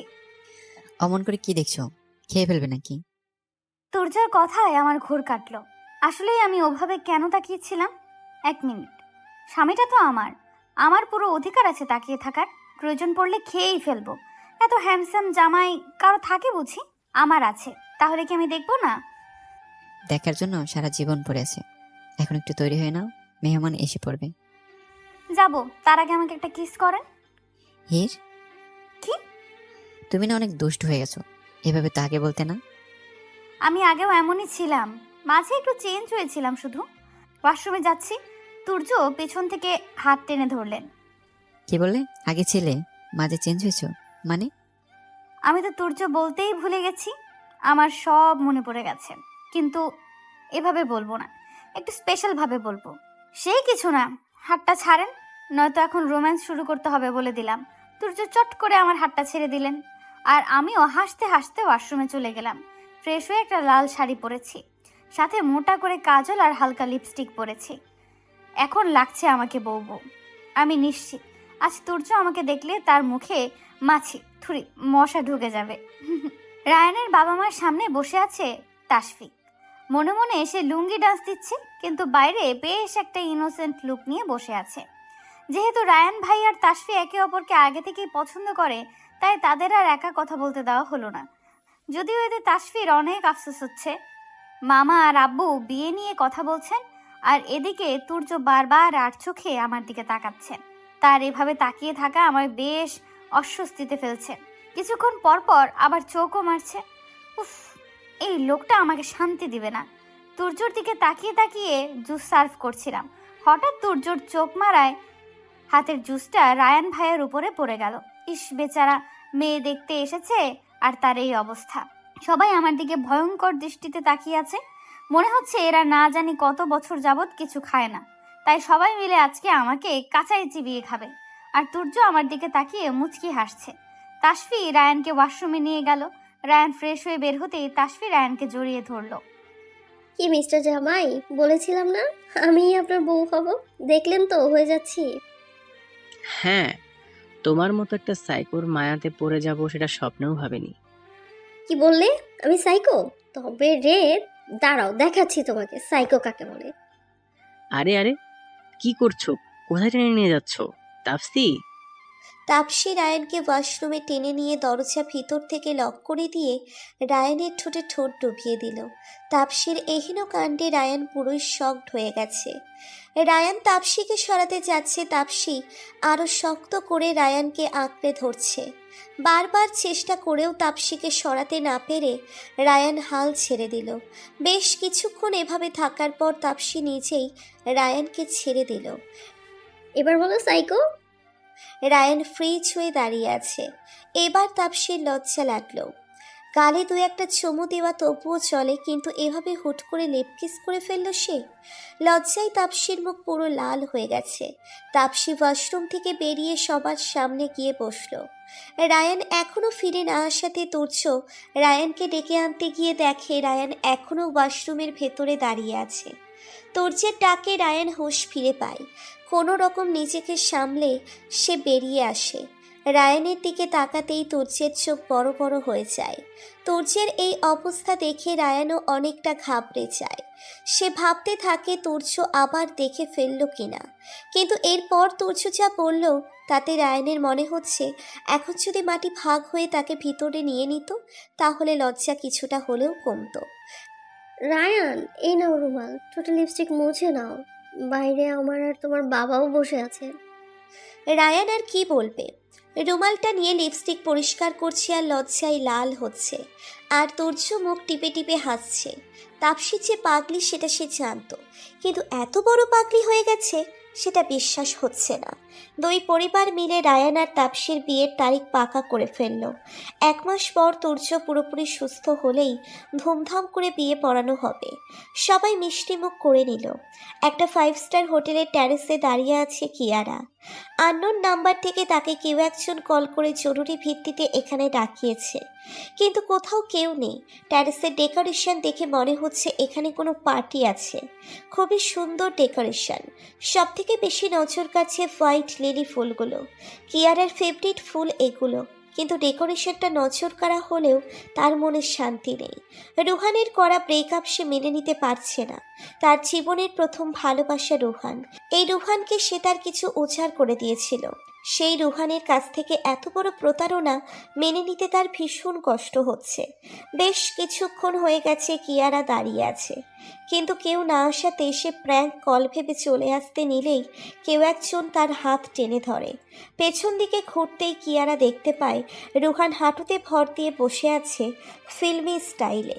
কিয়ারা রুহানকে এভাবে দেখে অবাক হয়। জানি না তোমার ক্ষমা পাওয়ার যোগ্য কিনা, তবুও বলবো সম্ভব হলে আমাকে ক্ষমা করে দাও কিয়া। আমি তোমার সাথে অনেক অন্যায় করেছি, অনেক অবহেলা করেছি তোমাকে, কিন্তু বিশ্বাস করো এসব কিছুর মাঝে আমি তোমাকে ভালোবাসি। আমি প্রতিশোধের নেশায় অন্ধ হয়ে গিয়েছিলাম, কোনটা সঠিক কোনটা ভুল কিছু বুঝতে পারিনি। কিন্তু বিশ্বাস করো কিয়া, এখন আমি আমার ভুল বুঝতে পেরেছি, এখন আমি আমার জীবনে তোমার গুরুত্বটা বুঝতে পেরেছি। প্লিজ আমাকে ক্ষমা করে দিয়ে আমার কাছে ফিরে আসো। ক্ষমা না করতে পারলে আমাকে শাস্তি দাও, তবুও আমার জীবনে ফিরে আসো কিয়া। আই নিড ইউ কিয়া। কিয়ারা ছুটে এসে রুহানের বুকে আছড়ে পড়ে কান্না শুরু করে দিল। রুহানও পরম আবেশে তার কিয়ারাকে বুকে চড়িয়ে নিল। ভুল বোঝাবুঝির জন্য প্রথমেই সম্পর্ক শেষ না করে ভুল বোঝাবুঝি শেষ করার চেষ্টা করা উচিত। রুহান আর কিয়ারার সম্পর্কটা বাসায় সবাই মেনে নিয়েছে। সবাই ঠিক করেছে তাসফি আর রায়ান ভাইয়ার বিয়ের দিনই কিয়ারা আর রুহান ভাইয়ার বিয়ে হবে। খুব মজা হবে, ওদের একসাথে বিয়ে হবে। কিন্তু আমার আর তুর্যর বিয়েটা তো যেই পরিস্থিতিতে হয়েছে, বিয়ের দিন ঘনিয়ে আসছে। আচ্ছা, আমি কি তুর্যকে আমাদেরও আবার বিয়ে করার কথা বলবো? না থাক, 3বার তো করেছি বিয়ে, আর কতবার করব। ইদানিং আমার শরীরটা ভালো যাচ্ছে না, অল্পতেই হাঁপিয়ে উঠি, খাওয়ার উপর থেকে একদম রুচি চলে গেছে, মাছ মাংসের গন্ধেই কেমন গা গুলিয়ে আসে, মাথাটাও ঘুরায় অনেক। আল্লাহ জানে আমার কোন রোগ হলো। মেজাজ তো সব সময় তুঙ্গে উঠে থাকে, তুর্য সাথে সব সময় ঝগড়া করি, তবুও আমার করা সব টর্চার তুর্য হাসি মুখে সহ্য করে। বিয়ের দিন সকাল থেকে পুরো বাড়িতে হই হুল্লোড় লেগে আছে, সবাই আনন্দ ফুর্তিতে মেতে আছে, আর আমি ঘরে থেকে ওয়াশরুম আর ওয়াশরুম থেকে ঘর করছি। সকাল থেকে বমি করতে করতে আমার শরীরের সব শক্তি শেষ। এদিকে বরযাত্রীরা আসার সময় হয়ে গেছে, পার্লারের লোকজন তাসফি আর কিয়ারাকে সাজিয়ে দিয়ে গেছে, আর আমি এখনো শাড়িটাই পরতে পারিনি। গোল্ডেন কালারের একটা ডিজাইনার শাড়ি তুর্য স্পেশালি আমার জন্য এনেছিলেন, কিন্তু আমি পরতেই পারিনি। অনেক কষ্টে শাড়িটা কোনো রকম গায়ে জড়িয়ে নিয়ে সাজসজ্জাবিহীন নিচে নেমে এলাম। শরীরটা ভীষণ খারাপ লাগছে, তুর্যকে একটু জানানো দরকার। আশেপাশে খুঁজতেই তুর্যকে পেলাম। তুর্যর সামনে গিয়ে কিছু বলার আগেই মাথাটা ঘুরে নিচে পড়ে গেলাম। জ্ঞান ফিরে নিজেকে হসপিটালে পেলাম। তুর্য আমার মাথার কাছে বসে আমার মাথায় হাত বুলিয়ে দিচ্ছেন। আশেপাশে আর কেউ নেই, হয়তো বাসায় বিয়ে, তাই আর কাউকে জানায়নি তুর্য। কিন্তু তুর্যর চোখ দুটো টলমল করছে। তুর্য কি কাঁদছেন? আমার কি বড় কোনো রোগ হয়েছে? তুর্যকে জিজ্ঞেস করলে তুর্য আমাকে জড়িয়ে ধরে কান্না করে দিলেন। তুর্যর কান্নার কারণ আমি জানি না, কিন্তু আমারও কান্না পাচ্ছে তুর্যর কান্না দেখে। হির, আজকে আমি অনেক খুশি, অনেক খুশি হির, অনেক খুশি। তুমি আমাকে এই খুশিটা উপহার দিয়েছো। তুর্যর কথা আমি বুঝতে পারছি না, সে যদি খুশি হয় তাহলে এত কান্না করছেন কেন? I love you Heer, I love you. আজ তুমি আমাকে পৃথিবীর সবচেয়ে বড় সুখ দিয়েছো, বাবা হওয়ার সুখ। তুর্যর কথা শুনে আমার এই মুহূর্তে ঠিক কিভাবে রিয়াক্ট করা উচিত আমি বুঝতে পারছি না। তুমি মা হতে চলেছো কলিজা, আমি বাবা হতে চলেছি। আমাদের ছোট্ট একটা সোনামণি আসতে চলেছে। আমি মা হব? হ্যাঁ কলিজা, তুমি মা হবে আর আমি বাবা। আব্বু আম্মু হবে দাদা দাদু, তাসপি ফুপি আম্মু, রায়ন ফুপা, রিশান রোহন চাচু হবে, আমি বাবা হব। তুর্য আবারও আমাকে বুকে জড়িয়ে নিলেন। এবার আমিও তাকে খুব শক্ত করে জড়িয়ে ধরলাম। আমি মা হতে চলেছি, নারী হিসেবে পূর্ণতা পেতে চলেছি। একটা গুলুমুলু আমাকে আম্মুনি আম্মুনি বলে ডাকবে, তুর্যকে বাবাই বলে বলে বাড়ি ঘর মাথায় করে রাখবে। তুর্য আমাকে বাসায় নিয়ে এলেন, হসপিটাল থেকে আমাকে কোলে নিয়ে আছেন, একবারের জন্য নামায়নি। বাসায় আসতেই হাটে হাড়ি ভেঙে দিলেন। সবাই কত খুশি আমার প্রেগন্যান্সির খবর শুনে। তাসফি আর কিয়ারা বিদায় দেওয়ার পর তুর্য আবার আমাকে কোলে তুলে ঘরে নিয়ে এলেন। আমার না করা সত্ত্বেও জোর করে আমাকে খাবার খাইয়ে দিলেন। তুর্য ল্যাপটপে বাচ্চার নাম খুঁজছেন, আর আমি চেয়ে চেয়ে তার পাগলামি দেখছি। রাত 1টা বাজে। তুর্য ব্যালকনিতে দাঁড়িয়ে আছেন, আমি পেছন থেকে তাকে জড়িয়ে ধরলাম। তুর্য আমার হাত ধরে তার সামনে এনে আমার গলায় মুখ গুজলেন। আমি তুর্যকে জড়িয়ে ধরে তার কানে কানে বললাম, আপনাকে অনেক ভালোবাসি তুর্য। সে ছোটবেলা থেকে ভালোবাসি। যখন থেকে বুঝতে শিখেছি ভালোবাসা কি জিনিস, আপনাকেই ভালোবেসেছি শুধু। ছোটবেলা থেকে মানে? আমার সব মনে পড়ে গেছে তুর্য। আপনার আর আমার বিয়ে, ভালোবাসা, আলাদা হওয়া, সব কিছু মনে পড়ে গেছে। সত্যি হীর? হ্যাঁ তুর্য, আমি সরি। প্লিজ আমাকে ক্ষমা করে দিবেন। আমার জন্য আপনি অনেক কষ্ট পেয়েছেন। না হীর, তুমি এভাবে বলছো কেন? তুমি কিছু করনি, তোমার জন্য কিছুই হয়নি। উল্টো আমি তোমার সাথে অন্যায় করেছি, তোমাকে জোর করে তোমার সাথে। হুশ, আর কিছু বলবেন না। তুর্যকে থামিয়ে দিয়ে, আপনি যা করেছেন আমাকে কাছে পাওয়ার জন্য করেছেন। আমি আপনার বিবাহিতা স্ত্রী, আমার উপর আপনার হক ছিল। আমি আপনাকে কত কিছু বলেছি, আমাকে ক্ষমা করে দিন। I love you Heer. I love you too Turya. Turya আমাকে শক্ত করে বুকে জড়িয়ে নিলেন। আমি তুর্যর হাতে তার গিটারটা ধরিয়ে দিয়ে একটা গান শোনাতে বললাম। তুর্য আমাকে এক নজরে দেখে গিটারে সুর তুললেন। আমার ভিতর বাহিরে অন্তরে অন্তরে আছো তুমি হৃদয় জুড়ে,